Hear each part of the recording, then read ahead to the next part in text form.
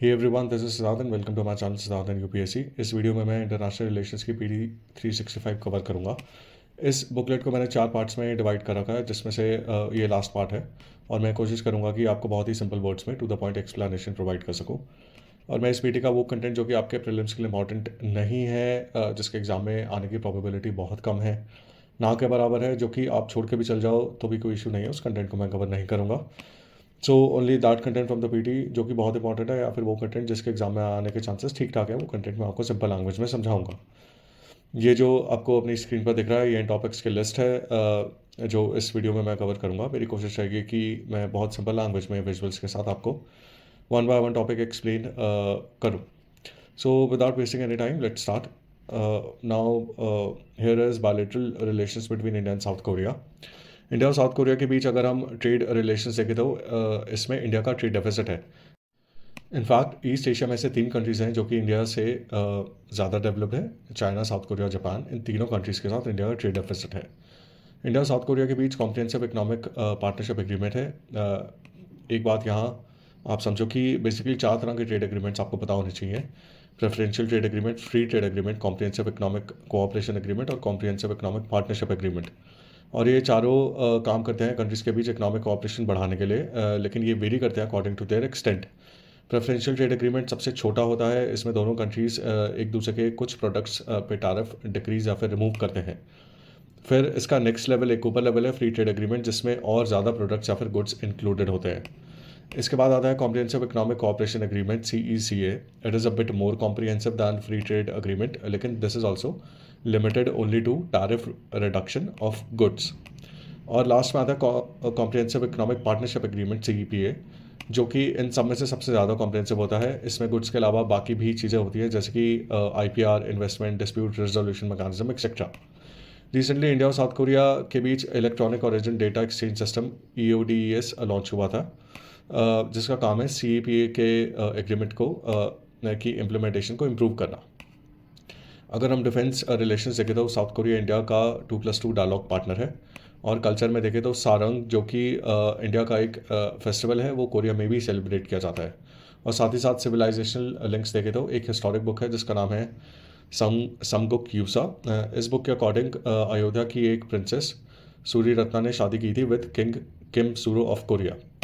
और साथ में एक बुद्धिस्ट मॉन्क जिसका नाम है हाइचो या फिर होंग जियाओ, इसने इंडिया को विजिट किया था इन द 8th सेंचुरी। और रविंद्रनाथ टैगोर ने एक पोएम कंपोज करी थी कोरिया की हिस्ट्री पर इन 1929, जिसका नाम है लैप ऑफ द ईस्ट। ठीक है, so these were cultural and civilisational ties. India और South Korea special strategic partnership में आए थे इन 2015। ठीक है, सो एक बार अब मैं आपको साउथ कोरिया का मैप दिखाता हूँ। साउथ कोरिया का सिर्फ एक ही लैंड नेबर है, विच is north Korea, and in दोनों को डिवाइड करती है एक इमेजिनरी लाइन जिसका नाम है 38th पैरेलल। और जो वाटर बॉडीज़ देखे जो साउथ कोरिया को टच करती है, इनमें आती है Sea of Japan, East China Sea, Yellow Sea और कोरिया स्ट्रेट। ये कोरिया स्ट्रेट डिवाइड करता है साउथ कोरिया को from Tsushima, which is an island under Japan. 2023 में इंडिया और साउथ कोरिया के डिप्लोमेटिक रिलेशंस को 50 साल हो गए हैं। Next is India and France. अगर इनके बीच के डिफेंस रिलेशंस देखें तो फ्रांस इंडिया का दूसरा सबसे बड़ा डिफेंस सप्लायर है रशिया के बाद। फ्रांस से इंडिया के मेजर डिफेंस इंपोर्ट्स में आते हैं रफाल जेट्स और P-75 सबमरीन्स। इन दोनों कंट्रीज़ के बीच डिफेंस एक्सरसाइजेज भी होती है, और इनमें आती हैं शक्ति, जो कि है आर्मी से रिलेटेड, वरुणा, जो कि है नेवी से रिलेटेड, और गरुड़ा, जो कि है एयरफोर्स से रिलेटेड। रिसेंटली UPI सिस्टम, जो कि डिजिटल पेमेंट से रिलेटेड है, उसको फ्रांस में लॉन्च किया गया है। इन दोनों कंट्री से मिलकर इंटरनेशनल सोलर अलायंस फॉर्म किया था, जिसका हेडक्वार्टर्स गुरुग्राम में है। इंडियन ओशन में कुछ सेट ऑफ आइलैंड्स हैं जो कि यूरोपियन कंट्रीज़ के अंडर हैं। इनमें से कुछ ब्रिटिश के अंडर हैं, जिनको बोलते हैं ब्रिटिश इंडियन ओशन टेरिटरीज, और कुछ आइलैंड, और एक आइलैंड जिसका नाम है रीयूनियन आइलैंड, ये फ्रांस के अंडर है। इस आइलैंड में रिसेंटली OCI कार्ड्स इशू करे जा रहे हैं for people of Indian origin. दोनों कंट्रीज इंडिया और फ्रांस के बीच में सिविल न्यूक्लियर एग्रीमेंट भी है सिंस 2008। और स्पेस पार्टनरशिप में फ्रांस इंडिया को असिस्ट कर रहा है इंडिया के गगनयान प्रोजेक्ट में, जिसके थ्रू इंडिया एस्ट्रोनॉट्स भेजेगा स्पेस में। फ्रांस, जो कि UNSC का परमानेंट मेंबर है, इंडिया को सपोर्ट कर रहा है UNSC की परमानेंट मेंबरशिप के लिए भी। दोनों कंट्रीज़ के बीच डिप्लोमेटिक रिलेशंस को रिसेंटली 75 ईयर्स हुए हैं, लेकिन इन दोनों कंट्रीज़ के बीच जो स्ट्रेटेजिक पार्टनरशिप है उसको 25 साल हो गए हैं इन 2023।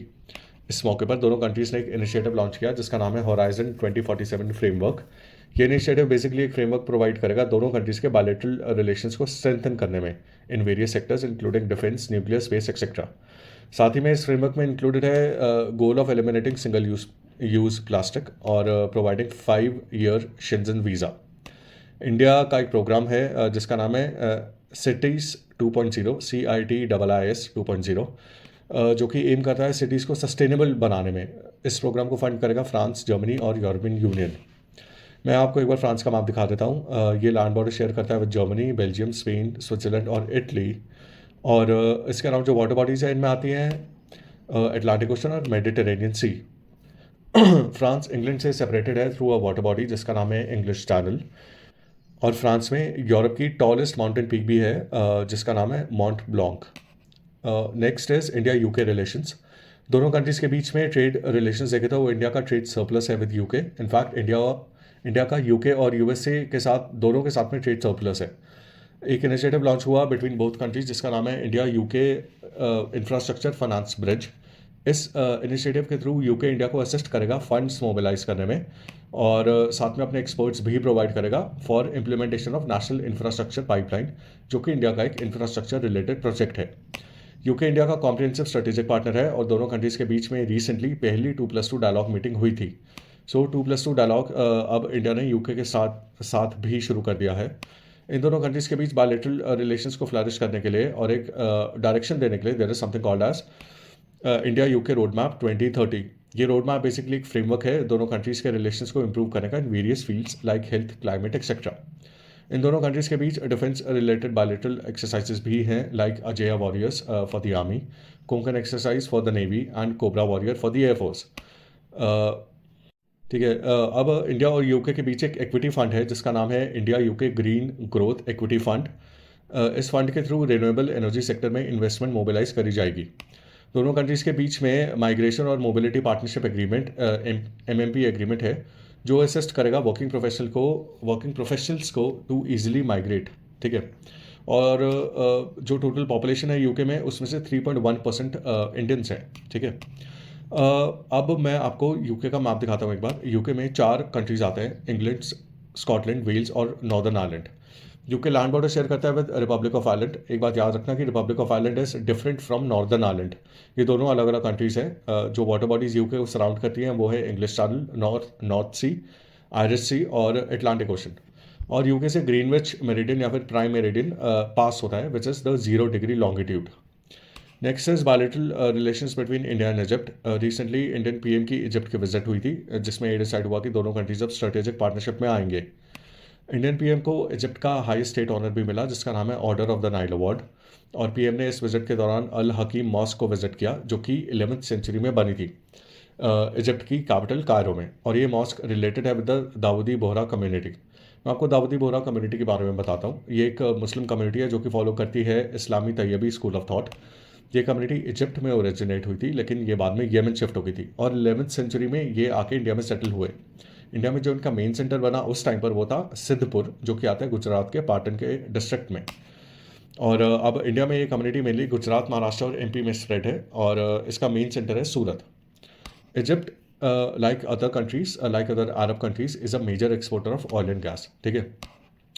इजिप्ट का अगर मैप देखें तो ये स्ट्रेटेजिकली लोकेटेड है between Africa, Europe and Asia, although it is a part of Africa. Sinai peninsula जिसके एक साइड पर गल्फ ऑफ सुएज है और दूसरी साइड पर गल्फ ऑफ अकाबा है, ये इजिप्ट का अंडर आता है। इजिप्ट लैंड बॉर्डर शेयर करता है विद लिबिया, गाजा स्ट्रिप जो कि पैलेस्टीन के अंडर है, सूडान, इसराइल, जॉर्डन और सऊदी अरेबिया। और जो वाटर बॉडीज इजिप्ट को टच करती है उनमें आती हैं रेड सी और Mediterranean Sea. Now coming to green strategic partnership तो आपको पता है जो इंडिया कुछ कंट्रीज़ के साथ में करता है जो कि मेनली होती हैं स्ट्रेटेजिक या फिर डिफेंस एंड सिक्योरिटी रिलेटेड। लेकिन एक और तरह की पार्टनरशिप इंडिया ने डेनमार्क के साथ करी है जिसका नाम है ग्रीन स्ट्रेटेजिक पार्टनरशिप। नाम से ही आप लोग इसको समझ गए होंगे कि ये एनवायरनमेंट और डेवलपमेंट से रिलेटेड है। ये ग्रीन स्ट्रेटेजिक पार्टनरशिप के अंडर इंडिया और डेनमार्क कोऑपरेट करेंगे to implement Paris agreement of 2015 जो कि क्लाइमेट चेंज से डील करता है, और यूएनएसडीजीज जो कि सस्टेनेबल डेवलपमेंट से डील करते हैं। नेक्स्ट है स्ट्रेटेजिक वाटर पार्टनरशिप। ये पार्टनरशिप इंडिया ने करी थी विद नेदरलैंड्स। इस पार्टनरशिप के थ्रू वाटर के फील्ड में कोऑपरेशन इंक्रीज किया जाएगा। इसमें क्या क्या आ सकता है, सस्टेनेबल वाटर कंजम्पशन और टेक्नोलॉजिकल सॉल्यूशंस क्रिएट करना, या फिर नेचर बेस्ड सॉल्यूशंस क्रिएट करना to address challenges related to water. ठीक है। Next is India's neighbourhood first policy. So Modi government के अंडर इंडिया ने एक फॉरेन पॉलिसी बनाई जिसका नाम है नेबरहुड फर्स्ट पॉलिसी। इस पॉलिसी के थ्रू इंडिया अपने नेबर्स के साथ बेटर रिलेशन फॉर्म करेगा, और जो इंडिया की अप्रोच होगी towards it's neighbours that will be a consultative, non reciprocal and outcome oriented approach. अब ये देख के तो लगता है कि इस पॉलिसी के अडॉप्शन के बाद इंडिया की closeness with its South Asian neighbours increase हो गई होगी, लेकिन कम से कम ट्रेड के मामले में तो ऐसा नहीं है, क्योंकि एक रीसेंट रिपोर्ट के अकॉर्डिंग जो इंडिया का ट्रेड है with other south Asian countries, ये है below 3% of India's total trade with other countries. यानी कि जो पूरा ट्रेड है इंडिया का with all the countries in the world, इसमें से लेस देन 3% ट्रेड ही इंडिया करता है विद साउथ एशियन नेबर्स, जो कि बहुत कम है। सो economic integration of India with its South Asian neighbours is very less. ठीक है। ये सिर्फ साउथ एशियन कंट्रीज़ के बारे में मैं आपको बता रहा हूँ, इसमें चाइना इंक्लूडेड नहीं है। ठीक है। एक और बात बस आप याद रखना कि among its South Asian neighbours India सबसे ज़्यादा ट्रेड करता है with Bangladesh. Now coming to the next topic which is Belt and Road Initiative. BRI China का एक इंफ्रास्ट्रक्चर प्रोजेक्ट है। इंफ्रास्ट्रक्चर में भी स्पेसिफिकली कनेक्टिविटी से रिलेटेड प्रोजेक्ट है। ये प्रोजेक्ट कनेक्टिविटी इंप्रूव करेगा एशिया की with Africa and with Europe, और ये कनेक्टिविटी दोनों तरह की है, लैंड कनेक्टिविटी भी और मैरीटाइम कनेक्टिविटी भी, यानी कि वाया सी। एयर कनेक्टिविटी इसमें इंक्लूडेड नहीं है, सिर्फ लैंड और मैरीटाइम कनेक्टिविटी है। ये प्रोजेक्ट जो लॉन्च हुआ था 2013 में, इसके 2 रूट्स बनाए गए हैं। एक है वाया लैंड जो चाइना को यूरोप से कनेक्ट करेगा। इस लैंड रूट का नाम है सिल्क रूट इकोनॉमिक बेल्ट, और जो दूसरा रूट है वाया सी जो अगेन चाइना को यूरोप से कनेक्ट करेगा, and this route will go through Malacca Strait and Suez Canal. ठीक है। ये जो सी से जो रूट जा रहा है इसका नाम है मैरीटाइम सिल्क रोड। ठीक है। इस पूरे BRI प्रोजेक्ट से कनेक्टिविटी बिटवीन कंट्रीज इंप्रूव होगी, जिससे रीजनल इंटीग्रेशन होगी और इकोनॉमिक ग्रोथ बढ़ेगी। This BRI project is an umbrella project, यानी कि इस प्रोजेक्ट के अंदर बहुत सारे कनेक्टिविटी प्रोजेक्ट्स आते हैं इन वेरियस कंट्रीज जो कि इस BRI का पार्ट है। इन सब में से one of the projects is China Pakistan economic corridor CPEC। ये प्रोजेक्ट 3000 किलोमीटर लंबा कनेक्टिविटी प्रोजेक्ट है जो चाइना के शिनजियांग को कनेक्ट करेगा with the Indian ocean via Pakistan. Xinjiang से शुरू होकर ये जाएगा पाकिस्तान के ग्वादर पोर्ट तक, जो कि लोकेटेड है बलूचिस्तान के प्रोविंस में। इंडिया को इस CPEC प्रोजेक्ट से काफ़ी इशू है, क्योंकि ये पास होता है थ्रू गिलगित बाल्टिस्तान रीजन, जो कि पार्ट है पाकिस्तान ऑक्यूपाइड कश्मीर का। G7 कंट्रीज़ में से सिर्फ इटली ही एक था जिसने BRI प्रोजेक्ट को साइन किया हुआ था, लेकिन अभी रिसेंटली इटली ने भी इससे विड्रॉ कर लिया है। So now none of the G7 countries is a part of BRI project. इस BRI प्रोजेक्ट को काउंटर करने के लिए कई कंट्रीज़ ने ऐसे ही कनेक्टिविटी प्रोजेक्ट्स प्रपोज किए। इनमें से 4 प्रोजेक्ट्स हैं। Partnership for global infrastructure and investment PGII। This project was launch by the G7 group.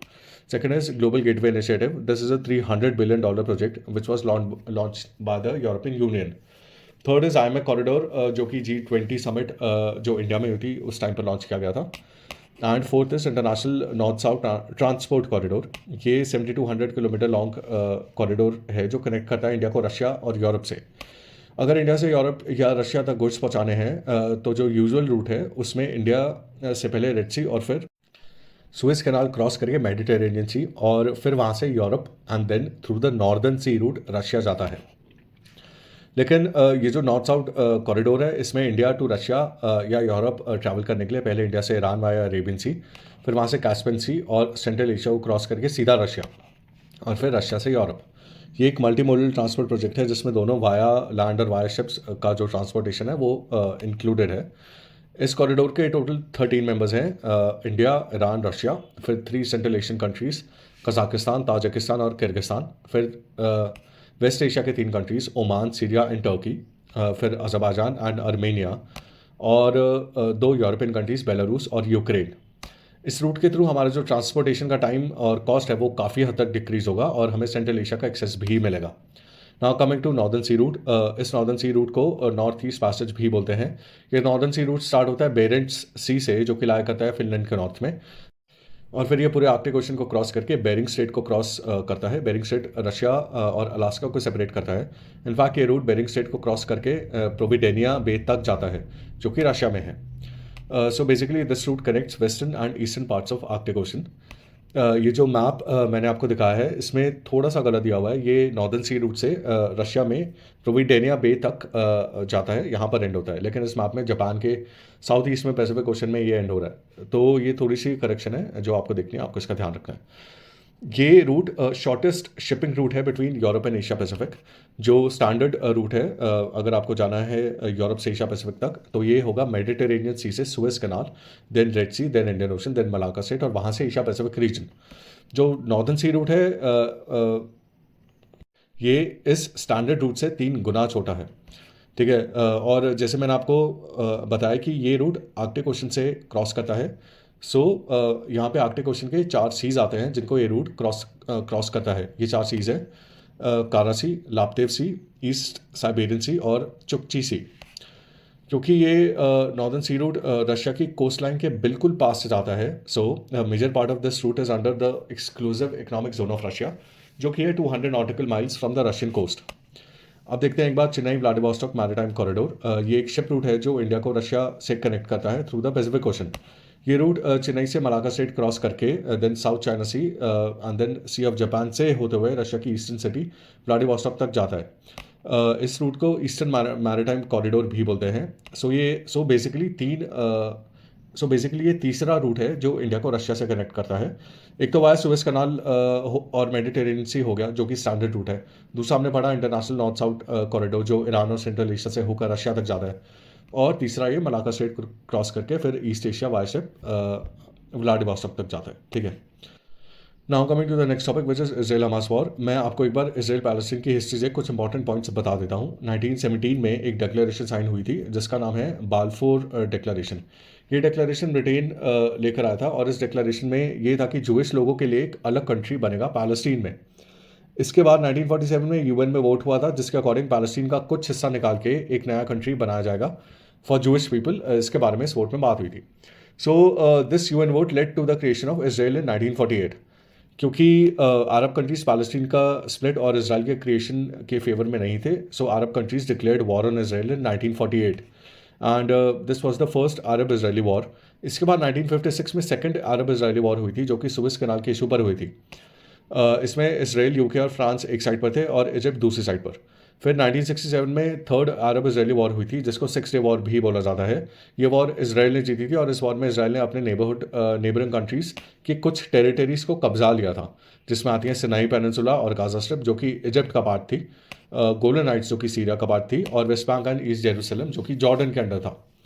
Now coming to the fourth Arab Israeli war जो कि हुई थी 1973 में और जिसको बोलते हैं योम किपुर वॉर। इस वॉर में इजिप्ट एंड सीरिया ने मिलकर इसराइल पर अटैक किया था और इस अटैक का एम था जो टेरिटरी इसराइल ने इन दोनों कंट्री से कब्जाई थी 1967 वॉर में, उसको वापस से रीगेन करना। इस वॉर का कोई रिजल्ट नहीं आया क्योंकि यूएन ने इसमें इंटरफेयर करके सीज फायर अनाउंस करवा दी थी। ठीक है, इसके बाद 1987 में हमास ग्रुप फॉर्म हुआ था आफ्टर द फर्स्ट इंतिफादा। इंतिफादा क्या है? इंतिफादा का मतलब है एक अपराइजिंग या फिर रिवॉल्यूशन। ये टर्म यूज़ करी जाती है for major Palestinian protest against Israel. आप इनको रेवोल्यूशंस की तरह भी समझ सकते हो, ऐसे रेवोल्यूशंस जिनमें पूरा पैलेस्टीन प्रोटेस्ट कर रहा है अगेंस्ट इसराइल। किस पर्टिकुलर चीज़ के लिए प्रोटेस्ट हो रहा है? For Israeli occupation of Gaza, waste Bank and East Jerusalem. इसके अगेंस्ट ये इंतिफादा है। ठीक है, वैसे तो पैलेस्टीनियन प्रोटेस्ट होते रहते हैं अगेंस्ट इसराइल, लेकिन जहाँ तक इंतिफादा की बात है तो हिस्ट्री में सिर्फ 2 इंतिफादास हुए हैं, 2 मेजर रेवोल्यूशन लाइक प्रोटेस्ट हुए हैं। पहला था 1987 से 1993 तक। इस पहले इंतिफादा के दौरान 1987 में हमास ग्रुप बना था। ये एक मिलिटेंट ग्रुप है जो कि फाइट करता है फॉर द पैलेस्टीनियन कॉज और इसकी प्रेजेंस प्राइमरीली गाजा स्ट्रिप में है, लेकिन ये वेस्ट बैंक में भी प्रेजेंट है। इसको यूएस, ईयू और इसराइल ने टेररिस्ट ऑर्गेनाइजेशन डिक्लेयर किया हुआ है। ये इंतिफादा ओवर हुआ था 1993 में जब ऑस्लो अकॉर्ड्स साइन हुए थे। ऑस्लो अकॉर्ड्स साइन किए गए थे इसराइल और पैलेस्टीनियन लिबरेशन ऑर्गेनाइजेशन PLO ने, और इन अकॉर्ड्स का एम था दोनों कंट्रीज़ के बीच कॉन्फ्लिक्ट को एंड करना by moving towards a two state solution. Two state solution के अकॉर्डिंग 2 सॉवरेन इंडिपेंडेंट स्टेट्स बनेंगे, इसराइल और पैलेस्टीन। ऑस्लो अकॉर्ड्स के अंडर एक बॉडी फॉर्म हुई जिसका नाम है पैलेस्टीनियन अथॉरिटी, और इस बॉडी का काम था गाजा और वेस्ट बैंक के वो पार्ट्स जो पैलेस्टीन के अंडर हैं उनको एडमिनिस्टर करना। इस पहले इंतिफादा के बाद एक और इंतिफादा हुआ था ईयर 2000 में। अब 4 पीस ट्रीटीज़ हैं बिटवीन इजराइल एंड अरब्स, इनके बारे में मैं आपको बताता हूँ। पहला है कैंप डेविड अकॉर्ड्स, जो कि साइन हुए थे 1978 में। इन अकॉर्ड्स में इजिप्ट और इसराइल के बीच में पीस एग्रीमेंट साइन हुआ था। सेकेंड है जॉर्डन इसराइल पीस ट्रीटी, जो कि साइन हुई थी 1994 में। इसके अकॉर्डिंग जॉर्डन और इसराइल के बीच पीस एस्टैब्लिश हुआ। थर्ड है अरब पीस इनिशिएटिव, जो 2002 में प्रपोज किया गया था। इस इनिशिएटिव के अकॉर्डिंग अरब कंट्रीज इसराइल के साथ नॉर्मलाइज्ड रिलेशंस बनाएंगे अगर इसराइल पैलेस्टीन स्टेटहुड को रिकॉग्नाइज करता है, अगर इसराइल रिकॉग्नाइज करता है Palestine as a separate country, ठीक है। और जो टेरिटरीज इसराइल ने 1967 वॉर के बाद कैप्चर करी थी उनको भी वापस करना है। तो ये सारे डिमांड्स थी इसराइल के आगे। इसराइल ने इन डिमांड्स को एक्सेप्ट नहीं किया एंड एज अ रिजल्ट ये अरब पीस ट्रीटी या फिर अरब पीस इनिशिएटिव साइन नहीं हुआ। लास्ट इज इब्राहिम अकॉर्ड्स, जो भी साइन हुए थे 2020 में। ये अकॉर्ड्स यूएसए के असिस्टेंस से साइन हुए थे between Israel and UAE. In accords के अकॉर्डिंग यूएई नॉर्मलाइज्ड रिलेशंस बनाएगा विद इसराइल। इन अकॉर्ड्स के बाद में इन अकॉर्ड्स को बाद में बहरीन, मोरक्को और सूडान ने भी ज्वाइन किया, लेकिन सूडान ने अब तक ये एग्रीमेंट राटिफाई नहीं किया है। So basically at present 5 Arab countries हैं जिन्होंने पीस एग्रीमेंट साइन किया है इसराइल के साथ में। इजिप्ट, जॉर्डन, यूएई, मोरक्को और बहरीन, ठीक है। और इन 5 कंट्रीज़ के डिप्लोमेटिक रिलेशंस भी एस्टैब्लिश हुए विद इसराइल, ठीक है। और इंडिया का क्या स्टांस है इसराइल पैलेस्टीन कॉन्फ्लिक्ट को लेकर? इंडिया 2 स्टेट सॉल्यूशन को सपोर्ट करता है। इंडिया ने इसराइल को फॉर्मली रिकॉग्नाइज किया था 1950 में, लेकिन डिप्लोमेटिक रिलेशंस दोनों कंट्रीज़ के बीच इस्टेब्लिश हुए थे 1992 में। 2017 से इंडिया ने डीहाफिनेशन की पॉलिसी को अडॉप्ट कर रखा है, according to which India Israel के रिलेशंस और इंडिया पैलेस्टीन के रिलेशंस को डीहाफिनेट किया जाएगा, यानी कि दोनों रिलेशंस एक दूसरे से इंडिपेंडेंट होकर कंडक्ट किए जाएंगे, एक दूसरे पर डिपेंडेंट नहीं होंगे। एक चीज़ और याद रखना, विच इज़ ऑपरेशन अजय। ये एक इवैक्यूएशन का ऑपरेशन था जो इंडिया ने अपने सिटीजन्स को इवैक्यूएट करने के लिए कंडक्ट किया था from Israel during the recent Israel Hamas war. ये जो रिसेंट इसराइल हमास कन्फ्लिक्ट हुआ था, ये स्टार्ट हुआ था ऑन अक्टूबर 7, जब हमास ने इसराइल पर अटैक किया था अंडर एन ऑपरेशन जिसको हमास ने नाम दिया था ऑपरेशन तूफान अल अक्सा। इसके रिटालिएशन में इसराइल ने एक ऑपरेशन लॉन्च किया जिसका नाम था ऑपरेशन आयरन स्वॉर्ड्स। एक बार अगर हम इसराइल का मैप देखें तो ये लैंड बॉर्डर शेयर करता है with Jordan, Syria, Lebanon and Egypt. और जो वाटर बॉडीज इसराइल को टच करती है इनमें आती है Mediterranean Sea, Dead Sea, Jordan River, Gulf of Aqaba जो कि रेड सी का पार्ट है, और साथ में सी ऑफ गैलीली, ठीक है। नेक्स्ट देखते हैं इंटरनेशनल लॉ क्या कहता है on war between 2 countries. War से रिलेटेड 2 इंटरनेशनल लॉज हैं। पहला है जस एट बेलम और दूसरा है जस इन बेलो। जस्ट एट बेलम डिफाइन करता है वो सभी रीजंस जिनके बेसिस पर एक कंट्री किसी दूसरे कंट्री के साथ वॉर कर सकता है, और ये जो लेजिटिमेट रीजंस है वॉर में इन्वॉल्व होने के, ये डिराइव किए गए हैं फ्रॉम द यूएन चार्टर। जैसे कि यूएन चार्टर के आर्टिकल 51 में ये मेंशन्ड है कि हर इंडिपेंडेंट कंट्री के पास right to individual self defence या फिर कलेक्टिव सेल्फ डिफेंस है इन केस इस कंट्री के ऊपर एक आर्म्ड अटैक होता है, और इस राइट टू सेल्फ डिफेंस के अंडर ये कंट्री वॉर डिक्लेयर कर सकता है उस कंट्री पर जिसने ये आर्म्ड अटैक किया है। और ऐसे ही आर्टिकल 2 है यूएन चार्टर का जिसके अकॉर्डिंग एक कंट्री फोर्स का इस्तेमाल नहीं कर सकता टू हार्म टेरिटोरियल इंटीग्रिटी और sovereignty of any other country. या फिर अगर दूसरे वर्ड्स में कहें तो एक कंट्री फोर्स के दम पर किसी दूसरे कंट्री को कॉन्कर नहीं कर सकता। ये तो हो गया जस्ट एट बेलम। अब देखते हैं जस्ट इन बेलो। इसमें इसके अंडर वो सब लॉज मेंशन है जो कि एक कंट्री को फॉलो करने हैं जब ये कंट्री किसी आर्म्ड कन्फ्लिक्ट में इन्वॉल्व है। और ये जो लॉज हैं ये डील करते हैं विद ह्यूमैनिटेरियन आस्पेक्ट, जैसे कि जो इनोसेंट लोग हैं उनके जो लॉसेस हो रहे हैं, उनको जो लॉसेस हो रहे हैं ड्यूरिंग द वॉर, उनको उन लॉसेस को मिनिमाइज़ करना या फिर हॉस्पिटल्स पर अटैक ना करना एक्सेट्रा। और क्योंकि जस्टिन बेलो मेनली ह्यूमैनिटेरियन पर्सपेक्टिव से डील कर रहा है, इसलिए इसको इंटरनेशनल ह्यूमैनिटेरियन लॉ भी बुलाया जाता है। इस जस्टिन बेलो का मेन एम है वॉर के दौरान सफरिंग्स और लाइफ के लॉसेस को मिनिमाइज़ करना। जो इसके अंडर लॉज आते हैं वो कई सोर्सेज से लिए गए हैं। इनमें से 2 मेन सोर्सेज है हेग कन्वेंशन ऑफ 1899 एंड 1907 और जिनेवा कन्वेंशन ऑफ 1977। इन सब लॉज को सिर्फ गवर्नमेंट ही नहीं बल्कि नॉन गवर्नमेंट फोर्सेस को भी फॉलो करना पड़ेगा। अगर ये लॉज कोई कंट्री या फिर नॉन गवर्नमेंट एंटिटी ब्रेक करती है देन उस एंटिटी या कंट्री के ऊपर वॉर क्राइम्स के चार्जेस भी लगाए जा सकते हैं, और इन वॉर क्राइम्स के चार्जेस को हैंडल करेगा इंटरनेशनल क्रिमिनल कोर्ट, जिसको 1998 के रोमन स्टैट्यूट के अंडर इस्टेब्लिश किया गया था। ये जो दोनों लॉस हैं, जस्ट एड बेलम और जस्टिन बेलम, ये आते हैं under what is called as the just war theory. Just war theory ये बोलती है कि taking human life is wrong, but states have a duty to defend its citizens which may require use of violence. यानी कि एक country का किसी और कंट्री या फिर नॉन गवर्नमेंट एंटिटी पर आर्म्ड अटैक करना and due to this human lifes का लॉस करना तब तक जस्टिफाइड नहीं है जब तक it is the only way forward for the country to defend and protect its citizens, जो कि इस कंट्री की ड्यूटी है। So this was just war theory and the two laws within it. Now coming to the next topic which is Geneva convention. Geneva convention, जैसे मैंने आपको कुछ देर पहले ही बताया, डील करती है किसी वॉर या कन्फ्लिक्ट में ह्यूमैनिटेरियन एस्पेक्ट से। यह कन्वेंशन साइन हुई थी 1949 में और इसमें टोटल 4 ट्रीटीज़ हैं, 3 प्रोटोकॉल्स हैं। पहली ट्रीटी डील करती है with protecting wounded and sick soldiers, और साथ में protecting medical and religious personal and medical transport, medical infrastructure etcetera. मतलब मेडिकल से रिलेटेड सब कुछ और साथ में रिलीजियस पर्सनल भी।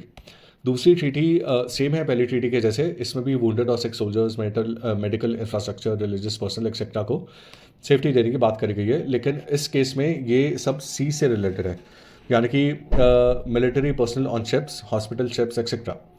तीसरी ट्रीटी डील करती है विद प्रिजनर्स ऑफ वॉर, इनके प्रोटेक्शन से। प्रिजनर्स ऑफ वॉर होते हैं एक कंट्री के सोल्जर्स जो कैप्चर किए गए हैं by the enemy country during war. जैसे इंडिया पाकिस्तान की 1971 की वॉर में पाकिस्तान के करीब 93,000 सोल्जर्स इंडिया ने कैप्चर किए थे। सो these 93,000 Pakistani soldiers were prisoners of war. Now इस थर्ड ट्रीटी के अकॉर्डिंग प्रिजनर्स ऑफ वॉर को कई तरह की प्रोटेक्शंस मिलनी चाहिए, जैसे कि decent treatment, maintenance, equality across prisoners etcetera. और जो फोर्थ ट्रीटी है ये डील करती है विद प्रोटेक्शन ऑफ सिविलियंस। जो सिविलियंस हैं उनको वॉर के दौरान प्रोटेक्शन मिलनी चाहिए। तो ये तो होगी जिनेवा कन्वेंशन के अंडर 4 ट्रीटीज़। अब जो 3 प्रोटोकॉल्स हैं इस कन्वेंशन के अंडर, उनमें क्या आता है। जो पहली प्रोटोकॉल है ये डील करती है in protecting victims of international armed conflict. जो भी लोग सफ़र किए हैं due to armed conflict between countries, उनके प्रोटेक्शन से रिलेटेड। सेकेंड प्रोटोकॉल डील करती है in protecting victims of non international armed conflict. ऐसे कन्फ्लिक्ट्स जो कंट्री के अंदर ही चल रहे हैं। इसका एग्जाम्पल हो सकता है conflict between Rohingya community and Myanmar military, ठीक है। और जो थर्ड प्रोटोकॉल है उसके थ्रू क्रिएट हुआ the red crystal. Red crystal is one of the 3 symbols जो ह्यूमैनिटेरियन एड और प्रोटेक्शन के लिए यूज़ होता है विद इन अ वॉर और इमरजेंसी लाइक सिचुएशन। इन 3 सिंबल्स में एक तो रेड क्रिस्टल है और बाकी दोनों हैं रेड क्रॉस और रेड क्रिसेंट। अब कुछ टर्म्स मैं आपको बता देता हूँ related to Russia Ukraine conflict. इसमें पहली आती है Black Sea grain deal. Black Sea grain deal basically एक डील साइन हुई थी between Russia and Ukraine in 2022। So जब रशिया यूक्रेन वॉर स्टार्ट हुई थी तब ब्लैक सी को ब्लॉक कर दिया था बाय रशिया, ठीक है। अब इस ब्लॉकेज से क्या हुआ कि यूक्रेन से फूड स्पेशली वीट एक्सपोर्ट होता था टू अदर कंट्रीज़, वो जाना बंद हो गया क्योंकि ये सारा एक्सपोर्ट ब्लैक सी के थ्रू होता था। और अब ये सब बंद हो गया है तो फूड की जो सप्लाई है वो डिक्रीज़ हो गई and due to this food के प्राइजेस काफ़ी ऊपर चले गए पूरे वर्ल्ड में। तो इसको देखकर यूएन और टर्की ने एक एफर्ट लगाया कि यूक्रेन अपने फूड के एक्सपोर्ट को कंटिन्यू रख पाए, एंड फॉर दिस ये ब्लैक सी ग्रेन डील बनाई गई, जिसके अकॉर्डिंग रशिया यूक्रेन के फूड एक्सपोर्ट्स को शिप्स के थ्रू जाने देगा from the 3 Ukrainian ports, Chornomorsk, Odesa and Yuzhny, ठीक है। यानी कि रशिया इन फूड एक्सपोर्ट्स की शिप्स पर अटैक नहीं करेगा और ये फूड एक्सपोर्ट्स ब्लैक सी से होके बॉस्फोरस स्टेट जो कि टर्की में आता है उसको क्रॉस करके अपनी डिजायर्ड डेस्टिनेशन में जाएंगे। इससे रशिया यूक्रेन वॉर के कारण जो फूड सप्लाई में डिस्ट्रप्शन हो रही है उसको रिजॉल्व किया जाएगा। ये जो डील थी इसका जो टाइम पीरियड था वो 120 दिन का था, लेकिन आफ्टर 120 डेज ये एक्सटेंड हुई 2 बार 120 डेज ईच। लेकिन रिसेंटली रशिया ने इस डील से बैक ऑफ कर दिया है। So yeah this was Black Sea grain deal. Now coming to the next term which is scorched earth tactics. Scorched earth tactics एक मिलिट्री टैक्टिक है जिसके अकॉर्डिंग एक कंट्री अपने एनिमी कंट्री के वो सब रिसोर्सेज डिस्ट्रॉय करने का अटेम्प्ट करता है जो कि वो एनिमी कंट्री किसी तरह से यूज़ कर सकता है वॉर में। लेकिन ये रिसोर्सेज ऐसे होते हैं जो कि वॉर से डायरेक्टली रिलेटेड नहीं होते, लेकिन इनडायरेक्टली इन रिसोर्सेज का यूज़ किया जा सकता है। इनमें क्या क्या आ सकता है, energy supplies, bridges, agricultural feeds, roads, railway lines etcetera. इस मिलिट्री स्ट्रैटेजी के थ्रू एनिमी कंट्रीज़ के रिसोर्सेज डिप्लीट होते हैं, मिनिमाइज होते हैं और इससे उस एनिमी कंट्री के वॉर में जीतने के चांसेस भी डिक्रीज होते हैं। ऐसा बोला जाता है कि रशिया इस टैक्टिक्स का यूज़ कर रहा है यूक्रेन के अगेंस्ट।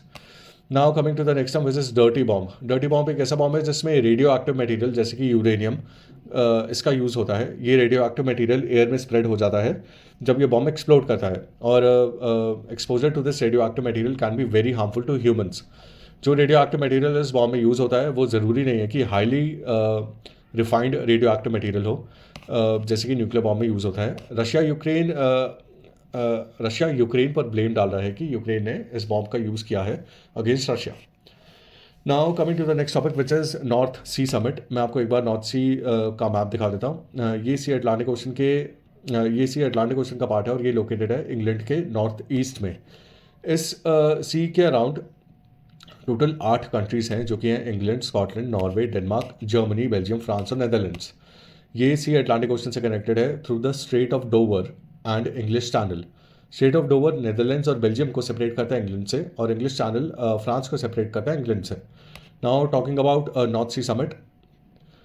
ये समिट का जो एम है वो है कंट्रीज़ के बीच कॉपरेशन इंक्रीज करना।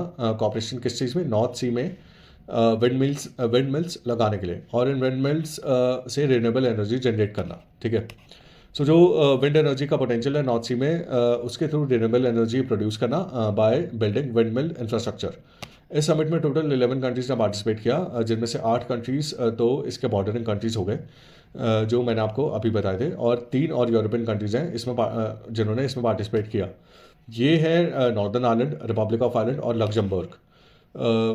जो 2023 में नॉर्थ सी समिट हुई है, ये सेकंड नॉर्थ सी समिट है। इससे पहले जो फर्स्ट नॉर्थ सी समिट हुई थी यह हुई थी 2022 में, और इसमें एसबर्ग डिक्लेरेशन साइन हुई थी। इस डिक्लेरेशन के अकॉर्डिंग नॉर्थ सी को green power plant of Europe बनाया जाएगा, यानी कि नॉर्थ सी में एक मैसिव इंफ्रास्ट्रक्चर क्रिएट किया जाएगा to generate green power which is basically through wind energy.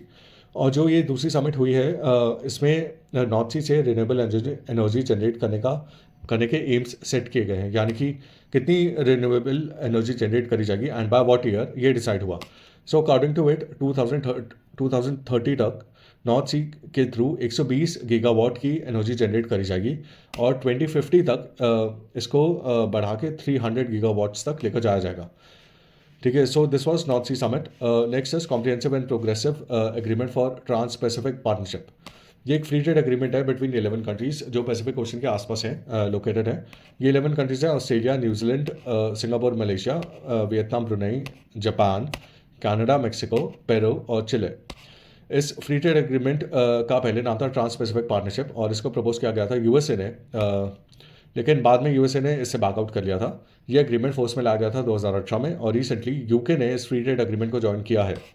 With this, UK is the first non-Pacific country to join this agreement. Next is Lusophone word. This term is used for referring to 9 countries जहाँ पे Portuguese mother tongue language है, जहाँ पे Portuguese बोली जाती है। जैसे French speaking countries को फ्रांकोफोन कंट्रीज़ बोलते हैं, वैसे ही पोर्चुगीज़ स्पीकिंग कंट्रीज़ को लूसोफोन कंट्रीज़ बोलते हैं। ठीक है, नेक्स्ट इज शटल डिप्लोमेसी। देखो, कल को अगर इंडिया और पाकिस्तान आपस में डिप्लोमेटिक रिलेशंस पूरी तरह से बंद कर देते हैं और यूएस इन दोनों कंट्रीज़ के बीच में as a third party mediator आता है, और यूएस एक मीडियम की तरह एक्ट करता है इन दोनों कंट्रीज़ के बीच नेगोशिएशंस करवाने में, इन दोनों कंट्रीज़ के बीच इशूज़ को रिजॉल्व करवाने में। सो ये जो डिप्लोमेसी है जो यूएस कर रहा है बिटवीन इंडिया एंड पाकिस्तान, इसको बोलते हैं shuttle diplomacy. Next is Washington declaration. ये डिक्लेरेशन रिसेंटली साइन हुई यूएसए और साउथ कोरिया के बीच, और इस डिक्लेरेशन में 2 चीज़ों को प्रमोट किया गया। एक तो है न्यूक्लियर डिटरेंस पॉलिसी, और दूसरी है बैलेंस ऑफ पावर बना के रखना अगेंस्ट नॉर्थ कोरिया। ठीक है, नेक्स्ट है spirit of Camp David. Spirit of Camp David एक जॉइंट स्टेटमेंट है जो कि इशू करी गई by USA, Japan and South Korea, और ये जो डिक्लेरेशन है पॉइंट करती है towards showing unity between USA, Japan and South Korea in front of 2 challenges which are China and North Korea. Next is Global Terrorism Index. इसमें 2 चीज़ें याद रखना। एक तो ये कि ये index this index is release by Institute of Economics and Peace, and second is India is ranked 13th in this index, यानी कि according to this index India is one of the most terror affected countries.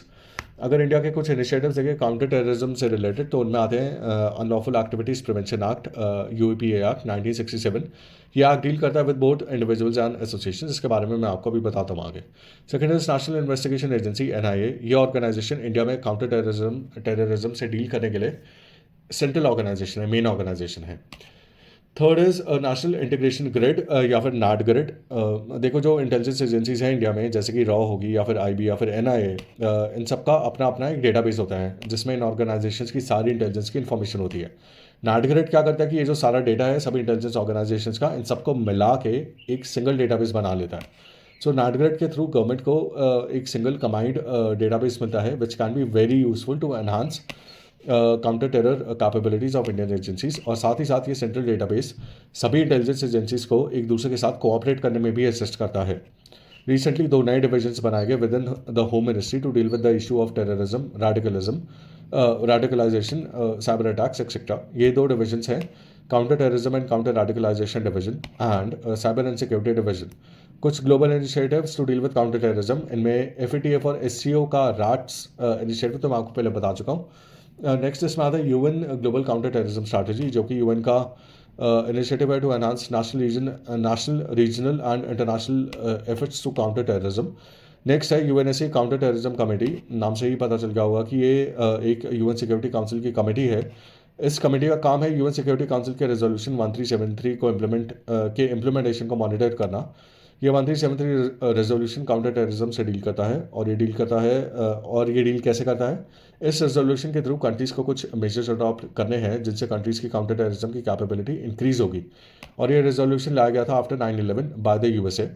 Next is global counter terrorism forum. ये एक informal international forum है जो promote करता है discussion among stakeholders related to counter terrorism. India इस forum का member है। Next is UN counter terrorism travel programme. ये UN office of counter terrorism का एक इनिशिएटिव है जिसके थ्रू मेंबर कंट्रीज़ की काउंटर टेररिज्म की कैपेसिटी बिल्ड करी जाएगी। और ये कैसे होगा? इस इनिशिएटिव में इंटरनेशनल डेटाबेस का यूज़ करके कंट्रीज़ को टेररिस्ट और सीरियस क्रिमिनल्स की ट्रैवल इन्फॉर्मेशन प्रोवाइड कर दी जाएगी ताकि ये कंट्रीज़ रेडी रहें टू कैच द पर्सन। ठीक है, जैसे इंडिया में कल को कोई क्रिमिनल या टेररिस्ट एंटर होता है तो इंडिया को इस डेटाबेस के थ्रू इस पर्सन की ट्रैवल इन्फॉर्मेशन पहले ही प्रोवाइड कर दी जाएगी कि ये पैसेंजर यहाँ से आ रहा है, इस टाइम पर आएगा, एक्सेट्रा। सो जैसे ये टेररिस्ट इंडिया में आएगा, ही और she will be arrested by the security agencies. India इस इनिशिएटिव का मेंबर है। Next is comprehensive convention on international terrorism. ये कन्वेंशन इंडिया ने प्रपोज करी थी UN जनरल असेंबली में 1996 में।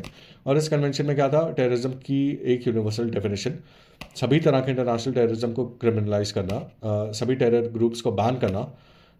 ये कन्वेंशन अब तक अडॉप्ट नहीं हुई है। ठीक है, next is unlawful activities prevention act, UAP act 1967। इस एक्ट का एम है टेररिज्म से डील करना, बटाव, by preventing certain unlawful activities conducted by individuals as well as associations. कुछ एक्टिविटीज़ हैं जो एक्सट्रीमिज्म, सेपरेटिज्म या फिर टेररिज्म को सपोर्ट करती हैं। ऐसी एक्टिविटीज़ को इस एक्ट के अंडर कॉग्निजेबल ऑफेंस का स्टेटस दिया गया है। कॉग्निजेबल ऑफेंस मीन्स वो ऑफेंस जिसको करने के बाद arrest can be made without a warrant. और जो एक्यूजेशंस लगाए गए हैं UAPA के अंडर, वो अगर प्रूव हो जाते हैं तो फिर जो पनिशमेंट है दैट इज़ इधर इम्प्रिजनमेंट फॉर लाइफ या फिर डेथ पेनल्टी। इसके साथ साथ इस एक्ट के under home ministry through an official gazette किसी ऑर्गेनाइजेशन या एसोसिएशन को अनलॉफुल डिक्लेयर कर सकती है if that organisation is supporting extremist, separatist और टेरर एक्टिविटीज़। लेकिन ये करने के लिए मिनिस्ट्री को ग्राउंड्स या फिर रीजन स्पेसिफाई करने पड़ेंगे कि भाई किस बेसिस पर किसी पर्टिकुलर ऑर्गेनाइजेशन को अनलॉफुल डिक्लेयर किया गया है। जब मिनिस्ट्री एक ऑर्गेनाइजेशन को अनलॉफुल डिक्लेयर करेगी थ्रू एन ऑफिशियल गैजेट, तब ये ऑफिशियल गैजेट रेफर किया जाएगा to a tribunal within 30 days, ये कंफर्म करने के लिए कि भाई सही रीजंस की वजह से इस ऑर्गेनाइजेशन को अनलॉफुल डिक्लेयर किया गया है या फिर विदाउट एनी सेंसिबल रीजन ऐसा स्टेप उठाया गया है। इस लॉ के अंडर जो इन्वेस्टिगेशन करी जाएगी वो होगी by the state police as well as by the national investigation agency. ये दोनों सिक्योरिटी ऑर्गेनाइजेशन इसमें इन्वॉल्व होंगी। साथ ही साथ सेंट्रल गवर्नमेंट इस लॉ के अंडर जिस ऑर्गेनाइजेशन को अनलॉफुल डिक्लेयर किया गया है उसके पास जो फंड्स हैं उन फंड्स का यूसेज भी रोक सकती है, यानी कि उस अनलॉफुल ऑर्गेनाइजेशन के फंड्स को फ्रीज कर सकती है। और साथ में उस ऑर्गेनाइजेशन ने जिन प्लेसेस का यूज़ किया है for conducting such unlawful activities, उन प्लेसेस को भी नोटिफाई किया जा सकता है बाय द सेंट्रल गवर्नमेंट। इस लॉ के अंडर टेररिस्ट एक्ट को डिफाइन भी किया गया है। According to it, terrorist act में वो एक्ट आते हैं जो कि इंडिया की यूनिटी, इंटेग्रिटी, सिक्योरिटी या फिर सोवरेनिटी को थ्रेटन करें। Next is private military company. ये बेसिकली एक ऑर्गेनाइजेशन है जो मिलिट्री और सिक्योरिटी सर्विस प्रोवाइड करती है कॉन्ट्रैक्ट के बेसिस पर। ये गवर्नमेंट का पार्ट नहीं होती, ये प्राइवेट सेक्टर ऑर्गेनाइजेशन होती है। इनके अपने खुद के वेपन्स होते हैं, खुद के अपने ट्रूप्स होते हैं, और ये usually government, international organisations, companies या फिर इंडिविजुअल्स के द्वारा हायर किए जाते हैं to carry out certain tasks. ऐसे ही एक प्राइवेट मिलिट्री कंपनी है रशिया में, इसका नाम है वागनर ग्रुप। ये वागनर ग्रुप हालांकि है तो एक प्राइवेट मिलिट्री कंपनी, लेकिन इसको इनडायरेक्टली रशियन गवर्नमेंट कंट्रोल करती है। इस कंपनी ने रशिया की तरफ से काफ़ी ऑपरेशंस किए हैं, अफ्रीका में भी और अरब कंट्रीज़ में भी, और वेस्टर्न कंट्रीज़ ने इस ऑर्गेनाइजेशन को ट्रांसनेशनल क्रिमिनल ऑर्गेनाइजेशन डिक्लेयर किया हुआ है, यानी कि ऐसी ऑर्गेनाइजेशन जिसने क्राइम्स कंडक्ट कर रखे हैं इन multiple countries. Recently during the Russia Ukraine war इस प्राइवेट ऑर्गेनाइजेशन ने रिवोल्ट कर दिया था अगेंस्ट द रशियन गवर्नमेंट। ठीक है। Next is prevention of money laundering act, PMLA। This ये एक्ट 2002 में इंडिया लेकर आया था, और नाम से ही पता चल रहा हो कि ये एक्ट डील करता है विद मनी लॉन्ड्रिंग इश्यूज, ठीक है, उनको एड्रेस करने में। इस एक्ट को ED यानी कि इन्फोर्समेंट डायरेक्टरेट इम्प्लीमेंट करती है, और इस एक्ट के अंडर अगर कोई ऐसी प्रॉपर्टी है जो कि इलीगल प्रोसीड्स से या फिर इलीगल मनी सोर्सेज से ली गई है, उसको ED कन्फिस्केट कर सकती है। रिसेंटली गवर्नमेंट कुछ नए रूल्स लेकर आई है under this act. According to these rules, जो चार्टर्ड अकाउंटेंट्स, कंपनी सेक्रेटरीज और अकाउंटेंट्स जो फाइनेंशियल ट्रांजैक्शंस कैरी आउट करते हैं on behalf of their clients, वो भी इंक्लूडेड हैं अब इस एक्ट के अंडर। नेक्स्ट मैं आपको कुछ ट्रीटीज, रेगुलेशंस और कंसेप्ट्स जो रिलेटेड है न्यूक्लियर वेपन से, न्यूक्लियर वेपन्स की प्रोडक्शन और उनके यूज़ से, इनके बारे में आपको ब्रीफली बताता हूँ। इसमें पहला है कॉम्प्रिहेंसिव टेस्ट बैन ट्रीटी। ये ट्रीटी 1996 में आई थी, और नाम से ही आपको पता चल रहा होगा कि ये ट्रीटी न्यूक्लियर टेस्ट या फिर actual use of nuclear weapons को बैन करने के लिए है। मतलब जो कंट्रीज इसको रेटिफाई करेंगे वो प्रॉमिस करेंगे कि ना ही वो न्यूक्लियर वेपन का यूज़ करेंगे, ना ही न्यूक्लियर टेस्ट करेंगे। इंडिया और साथ में 7 और कंट्रीज ने इसको रेटिफाई नहीं किया है, जिनमें आते हैं China, USA, Pakistan, Israel, Iran, north Korea और इजिप्ट। ठीक है। क्योंकि इन कंट्रीज ने ये ट्रीटी साइन नहीं की है, इसलिए ये ट्रीटी फोर्स में नहीं है, यानी कि अभी ये इम्प्लीमेंट नहीं हुई है। लास्ट ईयर रशिया ने इस ट्रीटी से बैक ऑफ कर लिया था। पहले राटिफिकेशन करी थी, लेकिन लास्ट ईयर इस राटिफिकेशन को रशिया ने कैंसिल कर दिया था। नेक्स्ट है पार्शियल टेस्ट बैन ट्रीटी। ये ट्रीटी 1963 में आई थी, और इस ट्रीटी के अकॉर्डिंग कंट्रीज न्यूक्लियर टेस्ट नहीं करेंगे इन atmosphere, outer space and underground. इसमें पार्शियल बैन है न्यूक्लियर टेस्ट पर, in the sense that land पर या अर्थ के सरफेस पर टेस्ट करना बैन नहीं किया गया है अंडर दिस ट्रीटी। सिर्फ एटमॉस्फेयर में, आउटर स्पेस में और अंडरग्राउंड टेस्ट को बैन किया गया है। इंडिया ने इस ट्रीटी को रेटिफाई किया हुआ है। ठीक है। इसके बाद आती है नॉन प्रोलिफरेशन ट्रीटी, जो आई थी 1968 में। नाम से ही पता चल रहा होगा कि this treaty aims at non proliferation of nuclear weapons, यानी कि न्यूक्लियर वेपन्स के स्प्रेड को रोकने के लिए इस ट्रीटी को लाया गया है। जब ये ट्रीटी आई थी 1968 में, उस समय सिर्फ UN सिक्योरिटी काउंसिल के 5 परमानेंट मेंबर्स के पास न्यूक्लियर वेपन्स थे। सो इस ट्रीटी में ये मेंशन था कि अपार्ट फ्रॉम दीज 5 कंट्रीज, कोई और कंट्री अगर कोई और कंट्री न्यूक्लियर वेपन प्रोसेस नहीं करेगा, यानी कि जिनके पास ऑलरेडी न्यूक्लियर वेपन्स हैं उनके अलावा और कोई भी नया कंट्री न्यूक्लियर वेपन्स नहीं बनाएगा। ये प्रोविज़न कुछ कंट्रीज़ को डिस्क्रिमिनेटरी लगा, कि भाई non possession of nuclear weapons का प्रोविज़न सभी कंट्रीज़ के ऊपर लागू होना चाहिए, इंक्लूडिंग द P5 मेंबर्स, है ना। और इस डिस्क्रिमिनेशन की वजह से इंडिया, पाकिस्तान, इसराइल और साउथ सूडान ने इस ट्रीटी को साइन नहीं किया। नॉर्थ कोरिया ने पहले इस ट्रीटी को साइन किया था, लेकिन 2003 में इस ट्रीटी से विड्रॉ कर लिया था। इस ट्रीटी के इम्प्लीमेंटेशन करता है इंटरनेशनल एटॉमिक एनर्जी एजेंसी, जो कि कंट्रीज़ के ऊपर ये चेक रखती है कि भाई कोई कंट्री कोई न्यूक्लियर वेपन तो नहीं बना रहा।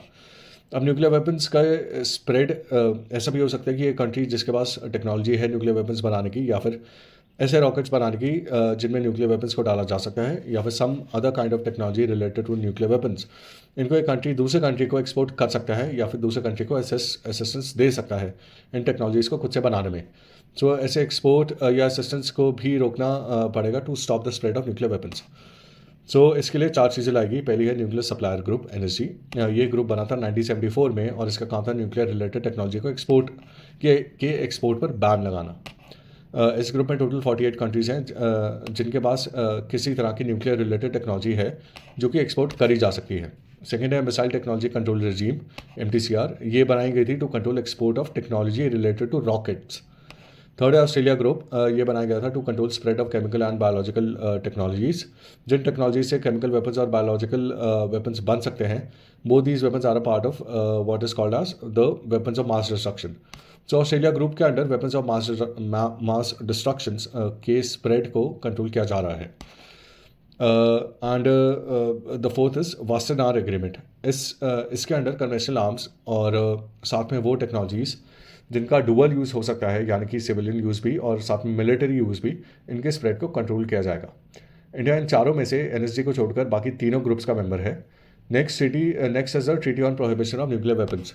ये ट्रीटी 2017 में लाई गई थी and this is another attempt on controlling use and spread of nuclear weapons. ये ऐसी पहली ट्रीटी है जो न्यूक्लियर वेपन्स के यूज़ को बैन करती है और ये लीगली बाइंडिंग है।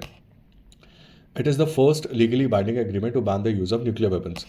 ये ट्रीटी को अडॉप्ट किया गया था इन द यूएन और ये फोर्स में आई थी 2021 में, और इंडिया ने इस ट्रीटी को साइन नहीं किया है।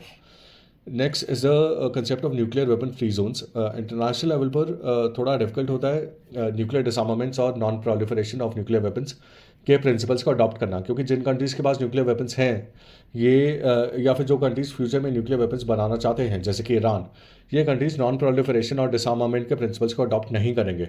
इसलिए अब क्या हो रहा है कि पूरे वर्ल्ड लेवल पर तो नहीं, लेकिन कम से कम रीजनल लेवल पर तो इन दोनों प्रिंसिपल्स को अडॉप्ट किया जा रहा है। सो इस बैकग्राउंड में न्यूक्लियर वेपन फ्री जोन्स के कंसेप्ट को लाया गया। ये न्यूक्लियर वेपन फ्री जोन्स ऐसा जोन है या फिर ऐसा रीजन है कंट्रीज़ का जहाँ पे सभी कंट्रीज़ हैं जो कि उस रीजन में आते हैं, सबने एक ट्रीटी साइन कर रखी है जिसके थ्रू डिसआर्मामेंट और नॉन प्रोलिफरेशन के प्रिंसिपल्स अडॉप्ट किए गए हैं बाय ऑल दीज कंट्रीज़। अब तक ऐसी 5 ट्रीटी साइन हुई हैं जिनसे 5 रीजन्स में न्यूक्लियर डिसआर्मामेंट और नॉन प्रोलिफरेशन के प्रिंसिपल्स को अडॉप्ट किया गया है। ये 5 रीजन्स हैं: Latin America, south east Asia, central Asia, Africa और साउथ पैसिफिक रीजन। आपको ये 5 सीरीज़ याद रखने की ज़रूरत नहीं है, लेकिन न्यूक्लियर वेपन फ्री जोन का कंसेप्ट जो है वो आपको पता होना चाहिए। Another treaty is outer space treaty. ये ट्रीटी 1967 में साइन हुई थी और इस ट्रीटी में न्यूक्लियर वेपन्स को स्पेस में प्लेस करने न्यूक्लियर वेपन्स को स्पेस में प्लेस करने पर बैन लगाया गया था। इस ट्रीटी को इंडिया ने साइन किया हुआ है। Next is fissile material cut off treaty. इस ट्रीटी के थ्रू दो कंपोनेंट्स जो कि न्यूक्लियर वेपन बनाने में जिनका न्यूक्लियर वेपन बनाने में यूज़ होता है, जो कि है हाईली एनरिच्ड यूरेनियम और प्लूटोनियम, इन दोनों की प्रोडक्शन को बैन करने का प्रपोजल रखा गया है, क्योंकि इन दोनों कंपोनेंट्स की प्रोडक्शन को अगर बैन कर दिया जाए तो और न्यूक्लियर वेपन्स की प्रोडक्शन नहीं करी जा सकती है। नेक्स्ट है 2 ट्रीटीज़ जो यूएसए और यूएसएसआर के बीच साइन हुई थी आर्म्स रेस को रोकने के लिए ड्यूरिंग द कोल्ड वॉर। ये ट्रीटीज़ हैं स्ट्रेटेजिक आर्म्स रिडक्शन ट्रीटी 1 और start 1 and strategic arms reduction treaty 2 और स्टार्ट 2। इन ट्रीटीज़ के थ्रू स्ट्रेटेजिक वेपन्स की प्रोडक्शन को कंट्रोल किया गया था और आर्म्स रेस को कुछ हद तक कंट्रोल में लाया गया था।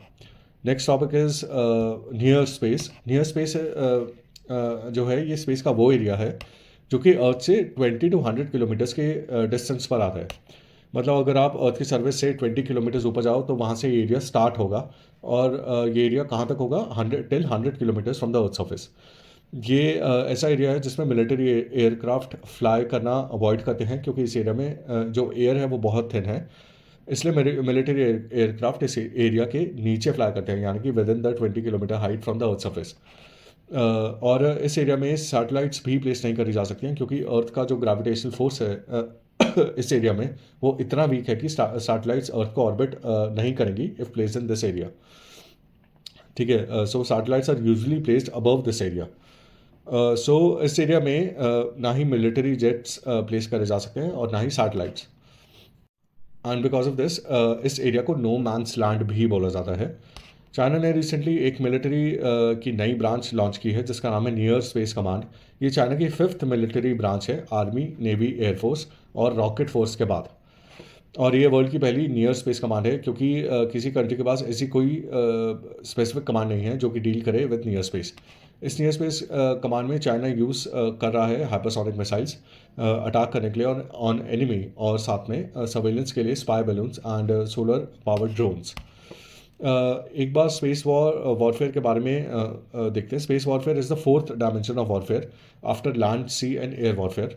स्पेस वॉरफेयर 1962 में स्टार्ट हुआ था जब यूएसए ने एक न्यूक्लियर वेपन ब्लास्ट किया था in space. And because of this 1967 में फिर आउटर स्पेस ट्रीटी लाई गई थी। स्पेस वॉरफेयर में दो तरह के वेपन्स का यूज़ होता है, काइनेटिक वेपन्स और non kinetic weapons. Kinetic weapons में आते हैं earth to space kinetic weapons, space to space kinetic weapons और space to earth kinetic weapons. और नॉन काइनेटिक वेपन्स में आते हैं earth to space non kinetic weapons और space to space non kinetic weapons. Non kinetic में space to earth वाला वो option नहीं है, ठीक है। स्पेस में पीस मेंटेन करने के लिए अगर एग्रीमेंट्स या फिर ट्रीटीज़ को देखें तो outer space treaty, Artemis accords और पार्शियल टेस्ट बैन ट्रीटी के बारे में तो मैं आपको पहले बता चुका हूँ। एक मून एग्रीमेंट साइन हुआ था 1979 में, जिसका अकॉर्डिंग मून और बाकी की सेलेस्टियल बॉडीज़ का यूज़ पीसफुल पर्पस के लिए होना चाहिए। एक लाइबिलिटी कन्वेंशन साइन हुई थी 1972 में, जिसके अकॉर्डिंग अगर कोई कंट्री स्पेस में कुछ ऑब्जेक्ट लॉन्च करता है तो उस ऑब्जेक्ट की वजह से अर्थ पर या फिर स्पेस में कुछ डैमेज होता है तो वो कंट्री इसकी लाइबिलिटी या फिर रिस्पॉन्सिबिलिटी लेगा। नेक्स्ट आता है पारोस। पारोस है prevention of an arms race in the outer space. ये रेजोल्यूशन यूएन के अंडर लाया गया था, जिसके थ्रू स्पेस की वेपनाइजेशन पर बैन लगाया जाएगा। एक यूएन के अंडर ऑफिस भी आता है जिसका नाम है UN office for outer space affairs. इस ऑफिस का काम है कंट्रीज़ के बीच कोलैबोरेशन प्रमोट करना for peaceful utilisation and exploration of outer space. इसमें टोटल 102 कंट्रीज इन्वॉल्व हैं इंक्लूडिंग इंडिया। जैसे यूएस का आर्टेमिस अकॉर्ड्स है जो कि प्रमोट कर रहा है prevention of space arms race, ऐसे ही यूरोपियन स्पेस एजेंसी का इनिशिएटिव है by the name of code. और चाइना और रशिया का भी एक कंबाइंड इनिशिएटिव है जिसका नाम है prevention of placement of weapons in the outer space and threat, PBWT, ठीक है। ये तीनों स्पेस में आर्म्स रेस की प्रिवेंशन को प्रमोट करते हैं। इंडिया ने भी कुछ इनिशिएटिव्स लॉन्च किए थे, लॉन्च करे हैं स्पेस वॉर को रिलेटेड। इनमें आते हैं मिशन शक्ति, जिसमें एंटी सैटेलाइट मिसाइल बनाई जाएगी। सेकेंड है डिफेंस स्पेस एजेंसी। ये बॉडी आर्म्ड फोर्सेस के अंडर ही आती है और ये डील करती है with space defence. Next is defence space research agency. इसका काम है स्पेस वॉरफेयर के वेपन्स और टेक्नोलॉजीज़ को डेवलप करना, जैसे कि DRDO आर्मी, नेवी और एयरफोर्स के लिए वेपन्स और टेक्नोलॉजीज़ बनाती है, वैसे ही defence space research agency space warfare के लिए वेपन्स और टेक्नोलॉजीज़ बनाती है। नेक्स्ट इज नाविक। नाविक की फुल फॉर्म है नेविगेशन विद इंडियन कॉन्स्टलेशंस। नाविक को Indian regional navigation satellite system या फिर IRNSS भी बोला जाता है। ये एक नेविगेशन का सिस्टम है GPS की तरह, जो कि बनाया गया है with the help of 7 satellites. ये इंडिया का इंडिजिनस नेविगेशन सिस्टम है।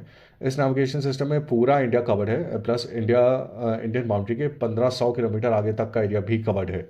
Next is Ind space exercise. This is a simulated space warfare exercise which is conducted by India. Actual space में ये नहीं हुआ, लेकिन बस एक सिमुलेशन सा था, ठीक है। Next is mission Def space. This mission was launch to make India self reliant in the domain of defence technologies in space domain. जो भी स्पेस वॉरफेयर में टेक्नोलॉजीज यूज़ हो रही हैं या होने वाली हैं, उनको इंडिया खुद से डेवलप करने के लिए मिशन लाया गया है बाय द इंडियन गवर्नमेंट, ठीक है। Next is drug trafficking. Drug trafficking में इंडिया एक बहुत बड़ा ट्रांजिट हब है। मतलब इंडिया के थ्रू ड्रग्स पास होते हैं from one region to another. और इंडिया ट्रांजिट हब क्यों है?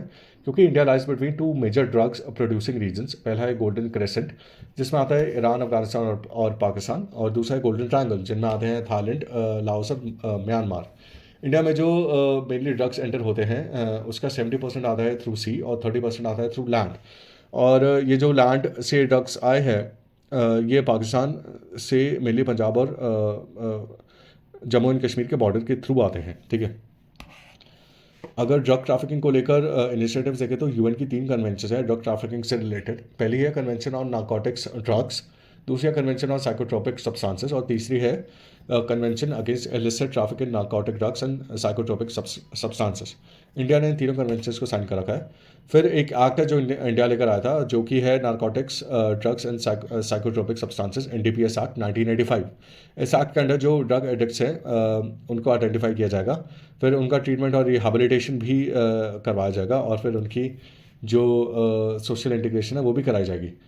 इस एक्ट के अंडर एक बॉडी एस्टैब्लिश हुई जिसका नाम है नार्कोटिक्स कंट्रोल ब्यूरो, जो कि ड्रग्स से रिलेटेड रेगुलेशंस को इम्प्लीमेंट करती है इंडिया में। फिर एक नेशनल प्लान भी निकाला गया ड्रग्स की डिमांड को रिड्यूस करने के लिए, जिसका नाम है national action plan for drug demand reduction. इस प्लान की एग्जीक्यूशन होगी 2018 से 2025 तक। इस प्लान में एक मल्टी डायमेंशनल स्ट्रैटेजी अडॉप्ट करी गई है ड्रग्स की डिमांड को कम करने के लिए, जिसमें आता है awareness generation programme, community outreach programme etcetera. Next is another programme जो कि गवर्नमेंट ने लॉन्च किया, इसका नाम है नशा मुक्त भारत अभियान। ये एक बेसिकली कम्युनिटी आउटरीच का प्रोग्राम है, जिसमें कम्युनिटी में जाके ड्रग्स से रिलेटेड अवेयरनेस स्प्रेड करी जाएगी। यह अभियान 272 most vulnerable districts to drug addiction in districts में इम्प्लीमेंट किया जाएगा। ठीक है।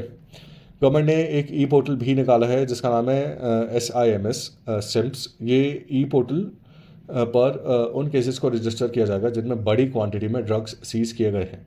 Next is narco coordination centre mechanism NCOD। ये मैकेनिज्म बनाया गया है for better enforcement of laws related to narcotics, और साथ में for better coordination between centre and state agencies for handling drug related cases.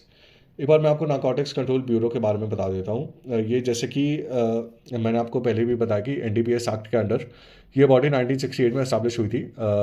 ये बॉडी आती है under ministry of home affairs. इस बॉडी का काम है coordination banana between various ministries, departments and officers. Drugs को टैकल करने के लिए जो काउंटर मेजर्स हैं उनको इम्प्लीमेंट करना, और फॉरेन कंट्रीज़ में रेलिवेंट अथॉरिटीज़ को असिस्ट करना। और इस बॉडी के पास सिविल कोड की पावर है। NCB ने एक ऑपरेशन लॉन्च किया 2022 में जिसका नाम है ऑपरेशन समुद्रगुप्त। इस ऑपरेशन के अंडर NCB उन ड्रग ट्रैफिकिंग के केसेस को जो कि इंडिया में आ रहे हैं थ्रू सी, उनको इंटरसेप्ट करके उन ड्रग्स को सीज कर रही है। ठीक है। This operation is a part of government aim to make India drug free by 2047। Now coming to the next topic which is cyber security. साइबर सिक्योरिटी के टॉपिक में मैं आपको सबसे पहले एक ऑर्गेनाइजेशन के बारे में बताता हूँ जिसका नाम है CERT-IN। CERT-IN। ये ऑर्गेनाइजेशन नेशनल नोडल एजेंसी है to deal with cyber security incidents in India. ये बॉडी आती है under ministry of electronics and IT, MEITY के अंडर। और इस बॉडी को जो मैंडेट मिला है under IT amendment act of 2008। और इस बॉडी का मैंडेट है टू प्रोवाइड साइबर सिक्योरिटी के इंसिडेंट्स का प्रिवेंशन।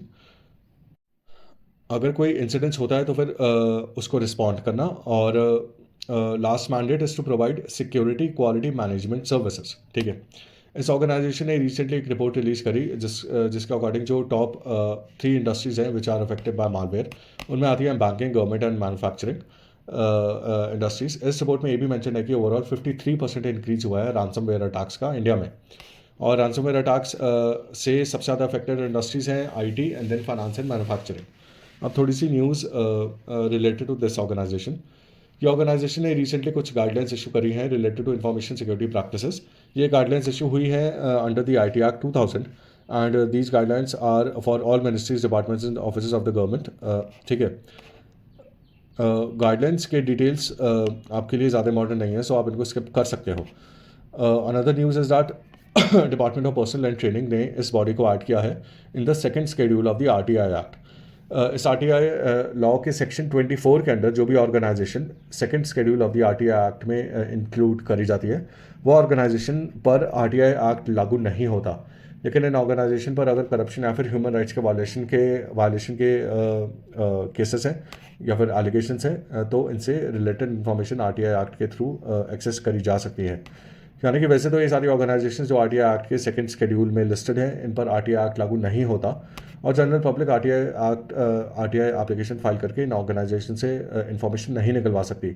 लेकिन अगर इन ऑर्गेनाइजेशन पर ये 2 एलिगेशंस लगते हैं तो फिर इन एलिगेशन से रिलेटेड इन्फॉर्मेशन निकलवाई जा सकती है।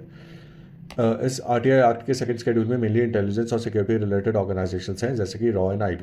ठीक है। Third news is that CERT ने रिसेंटली एक रिपोर्ट रिलीज़ की है जिसका नाम है रैंसमवेयर रिपोर्ट 2022। इस रिपोर्ट के अकॉर्डिंग लॉकबिट नाम का रैंसमवेयर अटैक सबसे कॉमन है इंडिया में। लॉकबिट के अलावा 2 और रैंसमवेयर अटैक्स हो रहे हैं इंडिया में जो कि हैं मेकॉप और DJVU या फिर स्टॉप रैंसमवेयर। जो लॉकबिट रैंसमवेयर है ये मेनली मैक डिवाइसेस यानी कि एप्पल कंपनी के डिवाइसेस को टारगेट करता है। इस लॉकबिट रैंसमवेयर को ABCD वायरस के नाम से भी जाना जाता है। ये लॉकबेट ransomware क्या करता है, जो विक्टिम्स हैं उनके डिवाइसेस में जाके उनकी जितनी भी फाइल्स हैं उनको इनक्रिप्ट कर देता है, यानी कि वो फाइल्स अनरीडेबल हो जाती हैं। उन फाइल्स में जो डेटा था उनको एक कोड में कन्वर्ट कर देता है, जिसको फिर विक्टिम्स रीड कर ही नहीं पाते। और ये सारी फाइल्स डीक्रिप्ट करने के लिए, यानी कि वापस से कोड को ओरिजिनल डेटा में कन्वर्ट करने के लिए, ये ransomware पेमेंट मांगता है फ्रॉम द विक्टिम। और ये जो पेमेंट है ये डॉलर्स में नहीं बल्कि क्रिप्टो करेंसी जैसे कि बिटकॉइन के फॉर्म में ये मांगता है। मैं एक बार आपको बता देता हूँ ransomware होता क्या है। ransomware एक तरह का मालवेयर होता है जो कि विक्टिम के सिस्टम को, कुड भी मोबाइल और लैपटॉप और पीसी, इसका एक्सेस ले लेता है, और जो विक्टिम होता है वो फिर इस सिस्टम को एक्सेस नहीं कर पाता है, उसे यूज़ नहीं कर पाता है। So this is ransomware। अब ransomware के दो टाइप्स होते हैं। एक है क्रिप्टो ransomware, जो कि क्या करता है कि जो विक्टिम है उसके सिस्टम को एक्सेस करने के बाद जितनी भी फाइल्स हैं उसके सिस्टम में उनको एनक्रिप्ट कर देता है, जैसे कि ये लॉकबिट ransomware करता है। In fact for this reason LockBit ransomware is a crypto ransomware। The other type of ransomware is locker ransomware। Locker ransomware victim के सिस्टम को एक्सेस करने के बाद उसकी स्क्रीन को लॉक कर देता है, यानी कि विक्टिम को जो अपने सिस्टम में स्क्रीन देखेगी वो बिल्कुल ब्लैंक होगी। अपार्ट फ्रॉम इट नए ransomware के वेरिएंट्स भी देखने को मिले, जिनमें से आते हैं वाइस, सोसाइटी और ब्लू स्काई। अब मैं आपको बताता हूँ 5 तरह के साइबर अटैक्स के बारे में। इनमें से पहला है अकोस्टिक साइड चैनल अटैक। इस अटैक में आर्टिफिशियल इंटेलिजेंस का यूज़ करके पासवर्ड्स गेस किए जा सकते हैं। और ये पासवर्ड्स कैसे डिटेक्ट होते हैं, कैसे गेस होते हैं? देखो, जब आप अपने कंप्यूटर में पासवर्ड एंटर करते हो तो टाइप करने के लिए कीबोर्ड में की को प्रेस करते हो, और कीज़ प्रेस करने पर कुछ आवाज़ आती है ना? तो ये जो अकोस्टिक साइड चैनल अटैक है, ये इस आवाज़ को एनालाइज करके गेस करने की कोशिश करता है कि भाई कौन सी की प्रेस करेगी ये कीबोर्ड में, और इसके थ्रू ये पासवर्ड गेस करता है। Acoustic side channel attack is a part of a broader term which is side channel attack. Side channel attack में ऑक्सिलरी सिस्टम को एनालाइज करके हैकिंग करी जा सकती है। ऑक्सिलरी सिस्टम में क्या क्या आते हैं, जैसे कि पावर कंजम्पशन होगी, उसको एनालाइज करके हैक करने की कोशिश करेगी, या फिर कीबोर्ड से टाइपिंग की साउंड निकली उसको एनालाइज किया गया, या फिर प्रिंटर की जो साउंड है उसको एनालाइज किया गया। ठीक है, तो ऐसे करके इसमें हैकिंग होती है। Now coming to the next type of attack which is spear phishing. ये अटैक ईमेल्स के थ्रू किया जाता है, और इस अटैक में आपकी सेंसिटिव इन्फॉर्मेशन जैसे कि passwords, financial information etcetera steel करने की कोशिश करी जा सकती है। नेक्स्ट है स्मिशिंग। स्मिशिंग में साइकोलॉजिकल मैनिपुलेशन का यूज़ किया जाता है टू गेन सेंसिटिव इन्फॉर्मेशन। जैसे कि आपने व्हाट्सएप में इंटरनेशनल नंबर्स से मैसेजेस देखे होंगे। उन मैसेजेस में ये लिखा होता है कि आपने कुछ XYZ अमाउंट का प्राइस जीता है। इसको क्लेम करने के लिए अपने बैंक अकाउंट डिटेल्स, कोई पर्टिकुलर लिंक जो उन्होंने दिया होगा उस लिंक को क्लिक करके उसमें एंटर कीजिए। So this is psychological manipulation. आपको बेवकूफ़ बना के आपके सेंसिटिव इन्फॉर्मेशन जितनी भी है उसको ले जाना। Smishing is one of the forms of fishing. Fishing एक ब्रॉडर टर्म है जिसमें सोशल इंजीनियरिंग जैसे कि साइकोलॉजिकल मैनिपुलेशन उसका यूज़ करके सेंसिटिव इन्फॉर्मेशन एक्सेस करी जाती है, या फिर कोई मालवेयर आपके सिस्टम में डाल दिया जाता है। Smishing is just one of the types of fishing. इसको स्मिशिंग इसलिए बोलते हैं क्योंकि इसमें SMS का यूज़ होता है। एक और टाइप की फिशिंग है जिसको विशिंग बोलते हैं।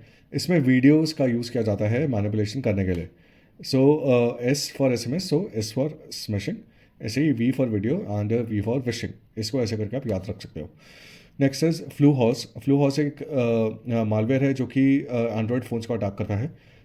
एक बार मैं आपको मालवेयर बता देता हूँ कि क्या होता है। मालवेयर इज़ अ सॉफ्टवेयर जिसको स्पेसिफिकली डिज़ाइन किया गया है किसी डिवाइस या फिर किसी नेटवर्क को हार्म करने के लिए। अच्छा, जो अब फ्लू हॉर्स मालवेयर है ये लोगों के एंड्रॉयड फ़ोन्स में एंटर करता है through some applications. Play store पे कुछ ऐप्स होते हैं जो कि लेजिटिमेट दिखते हैं, लेकिन उनमें फ्लू हॉर्स मालवेयर डाला जाता है। और जब आप इन ऐप्स को डाउनलोड करोगे प्ले स्टोर से, तब ये ऐप्स के थ्रू आपके फ़ोन में फ्लू हॉर्स मालवेयर आ जाएगा, और आपके फ़ोन में आने के बाद जितनी भी सेंसिटिव इन्फॉर्मेशन है आपके फ़ोन में वो सारी एक्सट्रैक्ट कर लेगा। Next is Spamouflage. ये बेसिकली एक फेसबुक पे ऑपरेशन चला था जिसमें बहुत सारी पोस्ट डाली गई थी या फिर स्पैम करी गई थी, और ये पोस्ट चाइना को प्रेस कर रही थी और USA को क्रिटिसाइज़ कर रही थी। फेसबुक पूरा स्पैम हो गया था, पूरा भर गया था इन पोस्ट से, और दिस वाज स्पैमोफ्लाज। ऐसा ही एक ऑपरेशन रशिया ने भी किया था जिसका नाम था डॉपलगैंगर। इसमें फेसबुक पोस्ट की जगह वेबसाइट्स बनाई गई थी, और इन वेबसाइट्स के थ्रू रशिया यूक्रेन वॉर से रिलेटेड फॉल्स इन्फॉर्मेशन स्प्रेड करी जा रही थी। आप कुछ इनिशिएटिव्स देखते हैं साइबर सिक्योरिटी से रिलेटेड जो इंडिया ने लिए हैं। पहला है ज़ीरो ट्रस्ट ऑथेंटिकेशन।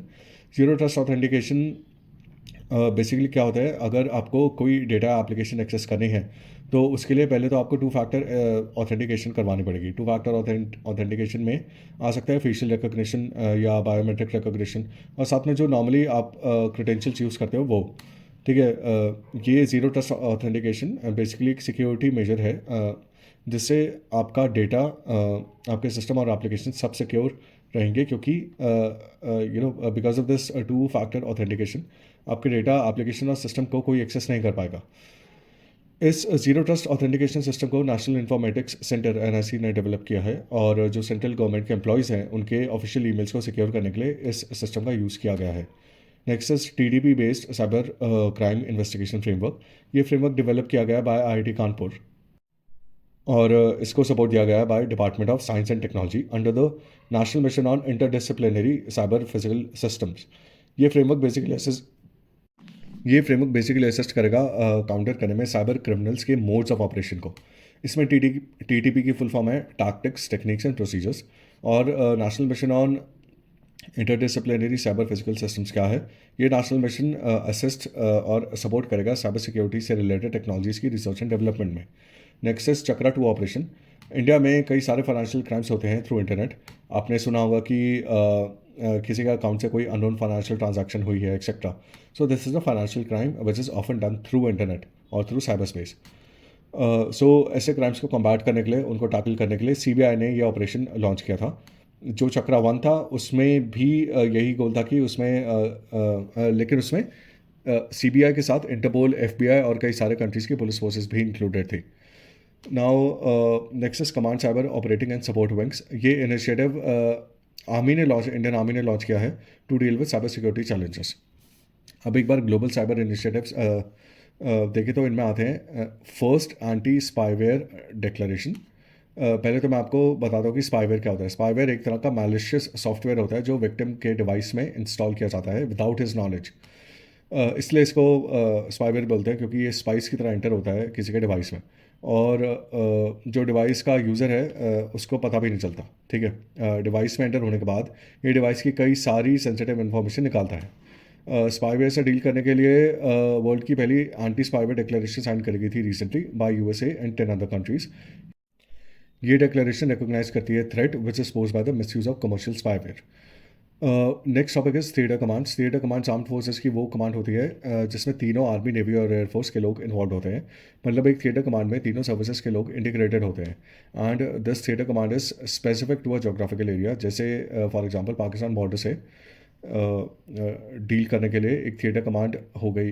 इस थिएटर कमांड में कुछ आर्मी से, कुछ एयरफोर्स से और कुछ नेवी से लोग हो गए। ठीक है, और थिएटर कमांड को हेड किया जाता है bye commander. Indian armed forces में टोटल 19 कमांड्स हैं एट प्रेजेंट, लेकिन इनमें से 17 सर्विस ओरिएंटेड कमांड्स हैं। यानी कि these 17 commands belong to a particular service. इनमें से 7 कमांड्स सिर्फ आर्मी की हैं, इनमें एयरफोर्स और नेवी इन्वॉल्व नहीं है, और 7 और कमांड सिर्फ एयरफोर्स की हैं और 3 कमांड सिर्फ नेवी की हैं।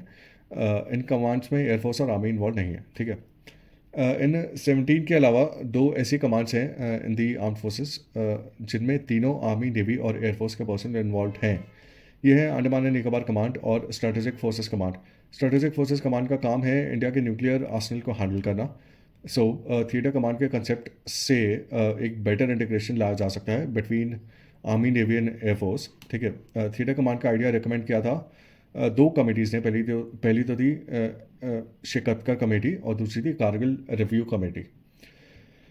रिसेंटली 3 थिएटर कमांड्स बनाने का डिसीजन लिया गया इन दी आर्म्ड फोर्सेस, और ये थिएटर कमांड्स बनाई जाएंगी bye 2024।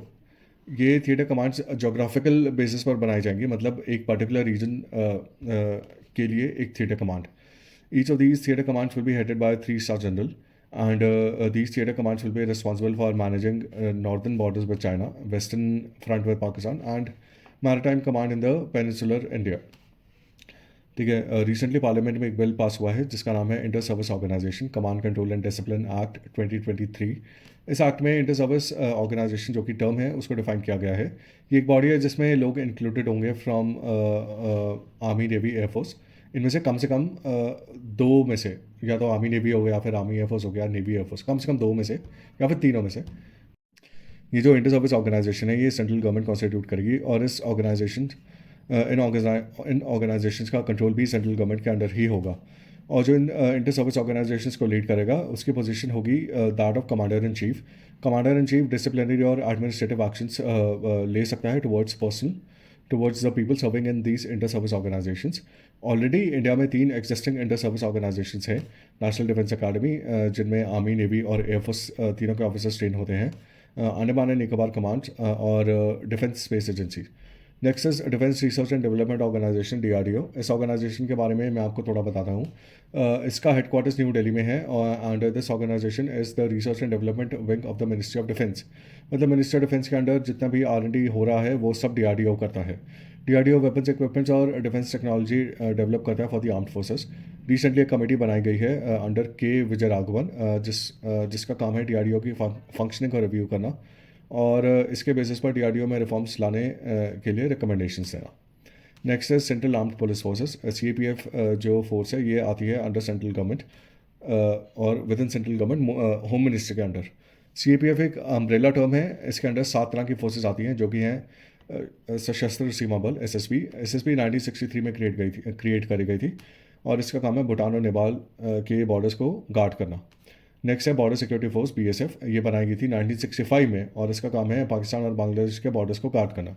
Apart from this BSF anti Naxal operations भी करती है, UN पीस कीपिंग में भी पार्ट लेती है, डिजास्टर मैनेजमेंट ऑपरेशंस भी करती है, बॉर्डर एरियाज की डेवलपमेंट के लिए प्रोग्राम्स भी एग्जीक्यूट करती है। Next is Indo Tibetan border police, ITBP। This force was created in 1962, और इसका काम है इंडिया चाइना बॉर्डर को गार्ड करना। Next is Assam rifles. ये ओल्डेस्ट फोर्स है CAPF में, और ये बनाई गई थी 1835 में। इस फोर्स का काम है इंडिया और म्यांमार के बॉर्डर को गार्ड करना। सभी CAPF फोर्सेस की तरह असम राइफल्स का एडमिनिस्ट्रेशन भी होम मिनिस्ट्री के अंडर है, लेकिन ये अकेली फोर्स है जिसका ऑपरेशनल कंट्रोल डिफेंस मिनिस्ट्री के अंडर है। ठीक है, सो इसका एडमिनिस्ट्रेशन तो होम मिनिस्ट्री देखती है, लेकिन इसके जो ऑपरेशन से रिलेटेड सभी काम है वो सारे डिफेंस मिनिस्ट्री देखती है। असम राइफल्स को ब्रिटिश ने एस्टैब्लिश किया था to guard the tea plantations in north east India. And next is CRPF, central reserve police force. ये क्रिएट कर गई थी 1939 में, और इसका काम है to maintain rule of law, public order and internal security. Next is central industrial security force, CISF।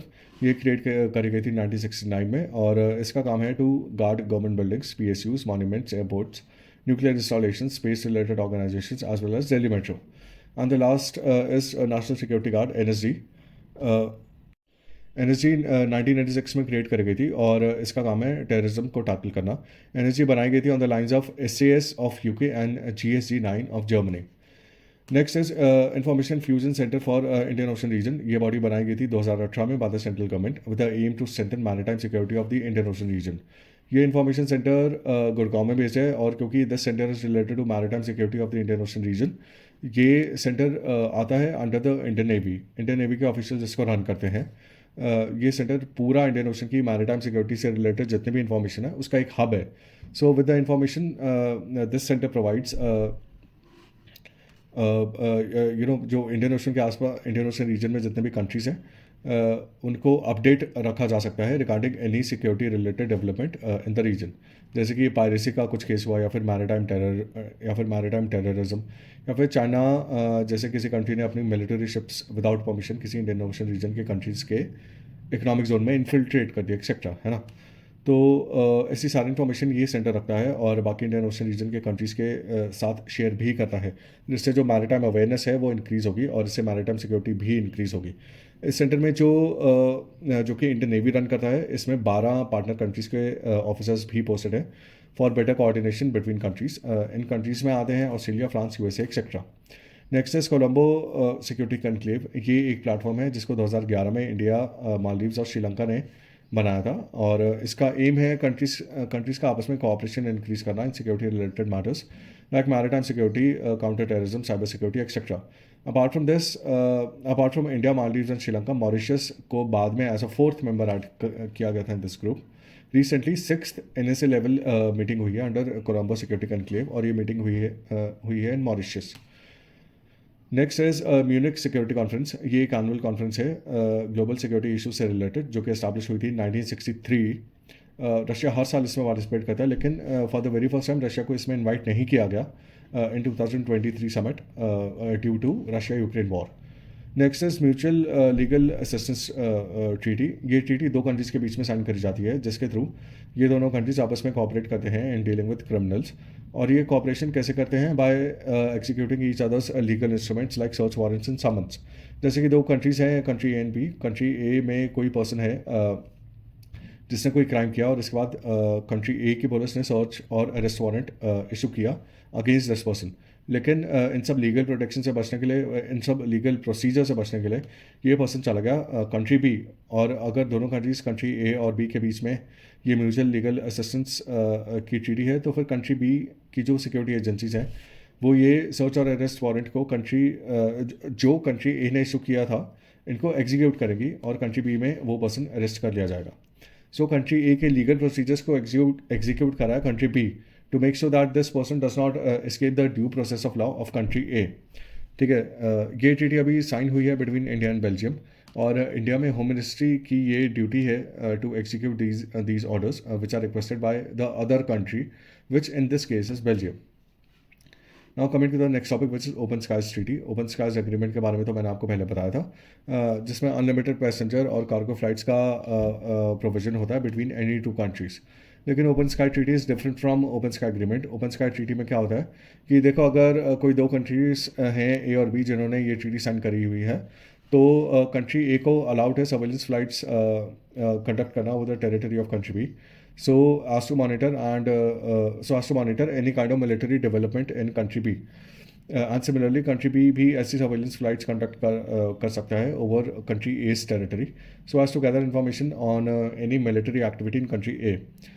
हाँ, बस ये चीज़ है कि ये जो सर्वेलेंस फ्लाइट्स हैं ये अनआर्म्ड होनी चाहिए। ठीक है, इंडिया और चाइना इस ट्रीटी का पार्ट नहीं है, और रिसेंटली यूएसए और रशिया ने भी इस ट्रीटी से विड्रॉ कर लिया है। इसमें पहले यूएसए ने विड्रॉ किया, और फिर यूएसए को देखकर बाद में रशिया ने भी विड्रॉ किया। सो अब ये दोनों कंट्रीज़ भी इस ट्रीटी के मेंबर्स नहीं हैं। ये ट्रीटी 1992 में साइन हुई थी, लेकिन 2002 में इट केम इनटू इफेक्ट, और करंटली इस ट्रीटी में 33 मेंबर्स हैं। इस ट्रीटी के अंडर एक बॉडी भी बनी है जिसका नाम है ओपन स्काइज कंसल्टेटिव कमीशन। इस बॉडी का काम है इस ट्रीटी के प्रोविजंस को इम्प्लीमेंट करना, और इस बॉडी में वो सब कंट्रीज जिन्होंने इस ट्रीटी को साइन किया है इन सबके रिप्रेजेंटेटिव्स हैं। ठीक है, next is new start treaty. इसमें स्टार्ट की फुल फॉर्म है स्ट्रेटेजिक आर्म्स रिडक्शन ट्रीटी। ये ट्रीटी 2011 में साइन हुई थी बिटवीन यूएस एंड रशिया, और इस ट्रीटी के थ्रू जो स्ट्रेटेजिक आर्म्स एंड वेपन्स है दोनों कंट्रीज़ के पास, उन पर लिमिट्स लगाई जाएगी। इनमें आते हैं न्यूक्लियर वॉरहेड्स जिनकी लिमिट रखी गई 1550, और इंटर कॉन्टिनेंटल बैलिस्टिक मिसाइल्स जिनकी लिमिट है 800। ठीक है, ये न्यू स्टार्ट ट्रीटी ने रिप्लेस किया स्टार्ट ट्रीटी को, जो कि कोल्ड वॉर के टाइम से यूएसए और यूएसएसआर के बीच साइन हुई थी। कोल्ड वॉर के टाइम यूएसए और यूएसएसआर के बीच साइन हुई थी, और इस स्टार्ट ट्रीटी का एम भी सेम ही था कि दोनों कंट्रीज़ के स्ट्रेटेजिक वेपन्स और आर्म्स पर लिमिट लगाना, ताकि एक arms race between these two countries control हो सके। ये जो न्यू स्टार्ट ट्रीटी है इसको 2021 में एक्सटेंड किया गया 2026 तक, लेकिन अभी रिसेंटली रशिया ने इस न्यू स्टार्ट ट्रीटी को सस्पेंड कर दिया है यूएसए पर ब्लेम लगा के कि भाई यूएसए इस ट्रीटी को फॉलो नहीं कर रहा है ठीक से। Now coming to the next topic which is operation prosperity guardian. देखो, यमन जो कि रेड सी के बिल्कुल साइड में लोकेटेड है, वहाँ पर एक मिलिटेंट ग्रुप है जिसका नाम है हाउथी रिबल्स या फिर हाउथी ग्रुप। ये हाउथी ग्रुप रिसेंट टाइम्स में जो कमर्शियल शिप्स ट्रैवल कर रही हैं रेड सी के थ्रू जो ट्रैवल करती हैं, उन पर अटैक कर रहा है, उनको हाईजैक कर रहा है, और इससे ना ही सिर्फ सिक्योरिटी पर बल्कि इंटरनेशनल ट्रेड पर भी नेगेटिव इफेक्ट आ रहा है। हाउथी ग्रुप्स की ये हरकत से डील करने के लिए यूएसए ने एक मिलिट्री ऑपरेशन लॉन्च किया जिसका नाम है ऑपरेशन प्रॉस्पेरिटी गार्डियन। इस ऑपरेशन में सिर्फ यूएसए ही नहीं बल्कि और भी कंट्रीज पार्टिसिपेट कर रहे हैं। So this operation is a multilateral security initiative. This operation comes under Combined Task Force 153. Combined Task Force क्या है? ये एक नेवल पार्टनरशिप है between navies of multiple countries, जो कि मिलकर किसी पर्टिकुलर रीजन में सिक्योरिटी और स्टेबिलिटी प्रमोट करेंगे। कंबाइंड टास्क फोर्स के अंडर कई तरह की टास्क फोर्स आती हैं, उनमें से तो टास्क उनमें से जो टास्क फोर्स 153 है ये डील करती है रेड सी की मैरिटाइम सिक्योरिटी इंप्रूव करने के लिए। और क्योंकि ये ऑपरेशन रेड सी से ही रिलेटेड है, इसलिए it comes under the overall ambit of combined task force 153। और ये कंबाइंड टास्क फोर्स 153 ही इस ऑपरेशन को कंडक्ट करेगी। ठीक है। Next is chemical weapons convention. इस कन्वेंशन का एम है वर्ल्ड को केमिकल वेपन्स फ्री वर्ल्ड बनाना। जो कंट्रीज इस कन्वेंशन के मेंबर्स बनेंगे उनके लिए ये मैंडेटरी है, ये मैंडेटरी होगा कि अपने जितने भी केमिकल वेपन्स हैं उनको डिस्ट्रॉय कर दें with in a specific time limit. इस कन्वेंशन के टोटल 193 इस कन्वेंशन में टोटल 193 मेंबर कंट्रीज हैं, जिनमें इंडिया भी आता है। 3 कंट्रीज हैं जिन्होंने इस कन्वेंशन को साइन नहीं किया है, वो है Egypt, north Korea, south Sudan और इसराइल ने साइन तो किया है लेकिन इसको रेटिफाई नहीं किया है। इस कन्वेंशन को एडमिनिस्टर करा है organisation for prohibition of chemical weapons, जिसका हेडक्वार्टर्स है हेग, नेदरलैंड्स में। इस कन्वेंशन का एक यूनिक फीचर है विच इज़ सरप्राइज या फिर चैलेंज इंस्पेक्शन, जिसमें एक कंट्री जो कि डाउटफुल है किसी दूसरे मेंबर कंट्री के बारे में कि भाई इसके पास केमिकल वेपन्स हो सकते हैं या फिर ये केमिकल वेपन्स बना रहा है, तो ये कंट्री इस दूसरे कंट्री पर सरप्राइज इंस्पेक्शन की रिक्वेस्ट कर सकता है। ये जो कन्वेंशन है ये वर्ल्ड की पहली मल्टीलेटरल डिसआर्मामेंट एग्रीमेंट है, जो कि पूरी की पूरी कैटेगरी ऑफ जो कि एक पूरी की पूरी category of weapons of mass destruction इनको एलिमिनेट करने का एम रखता है, that too within a specific time frame. By the way weapons of mass destruction में 4 तरह की कैटेगरीज आती हैं: chemical weapons, biological weapons, nuclear weapons और रेडियोलॉजिकल वेपन्स। रिसेंटली यूएसए ने अपने आखिरी केमिकल वेपन्स के स्टॉक को डिस्ट्रॉय कर दिया है। ठीक है। नेक्स्ट इज अ रिपोर्ट जिसका नाम है trends in the world military expenditure report. इसको रिसेंटली रिलीज किया गया by the Stockholm international peace research institute. इस रिपोर्ट के अकॉर्डिंग 5 सबसे बड़े मिलिट्री स्पेंडिंग कंट्रीज में आते हैं यूएसए, चाइना, रशिया, इंडिया और सऊदी अरेबिया। ये पांचों मिलकर वर्ल्ड की टोटल मिलिट्री स्पेंडिंग का 63% कंट्रीब्यूट करते हैं।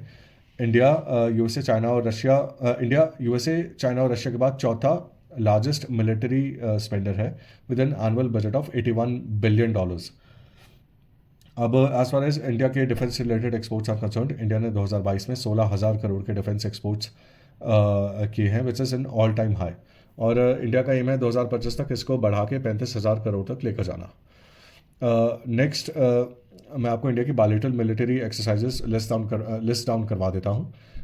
यूएसए के साथ होती है साल्विक्स, जो कि नेवीज़ के बीच है युद्ध अभ्यास, और वज्र प्रहार, ये दोनों आर्मी से रिलेटेड है। फ्रांस के साथ है वरुणा, जो नेवी से रिलेटेड है। कजाकिस्तान के साथ है काज हिंद। मंगोलिया के साथ है नोमैडिक एलिफेंट। जापान के साथ है जिमेक्स, धर्म गार्डियन और वीर गार्डियन। बांग्लादेश के साथ है बोंगो सागर।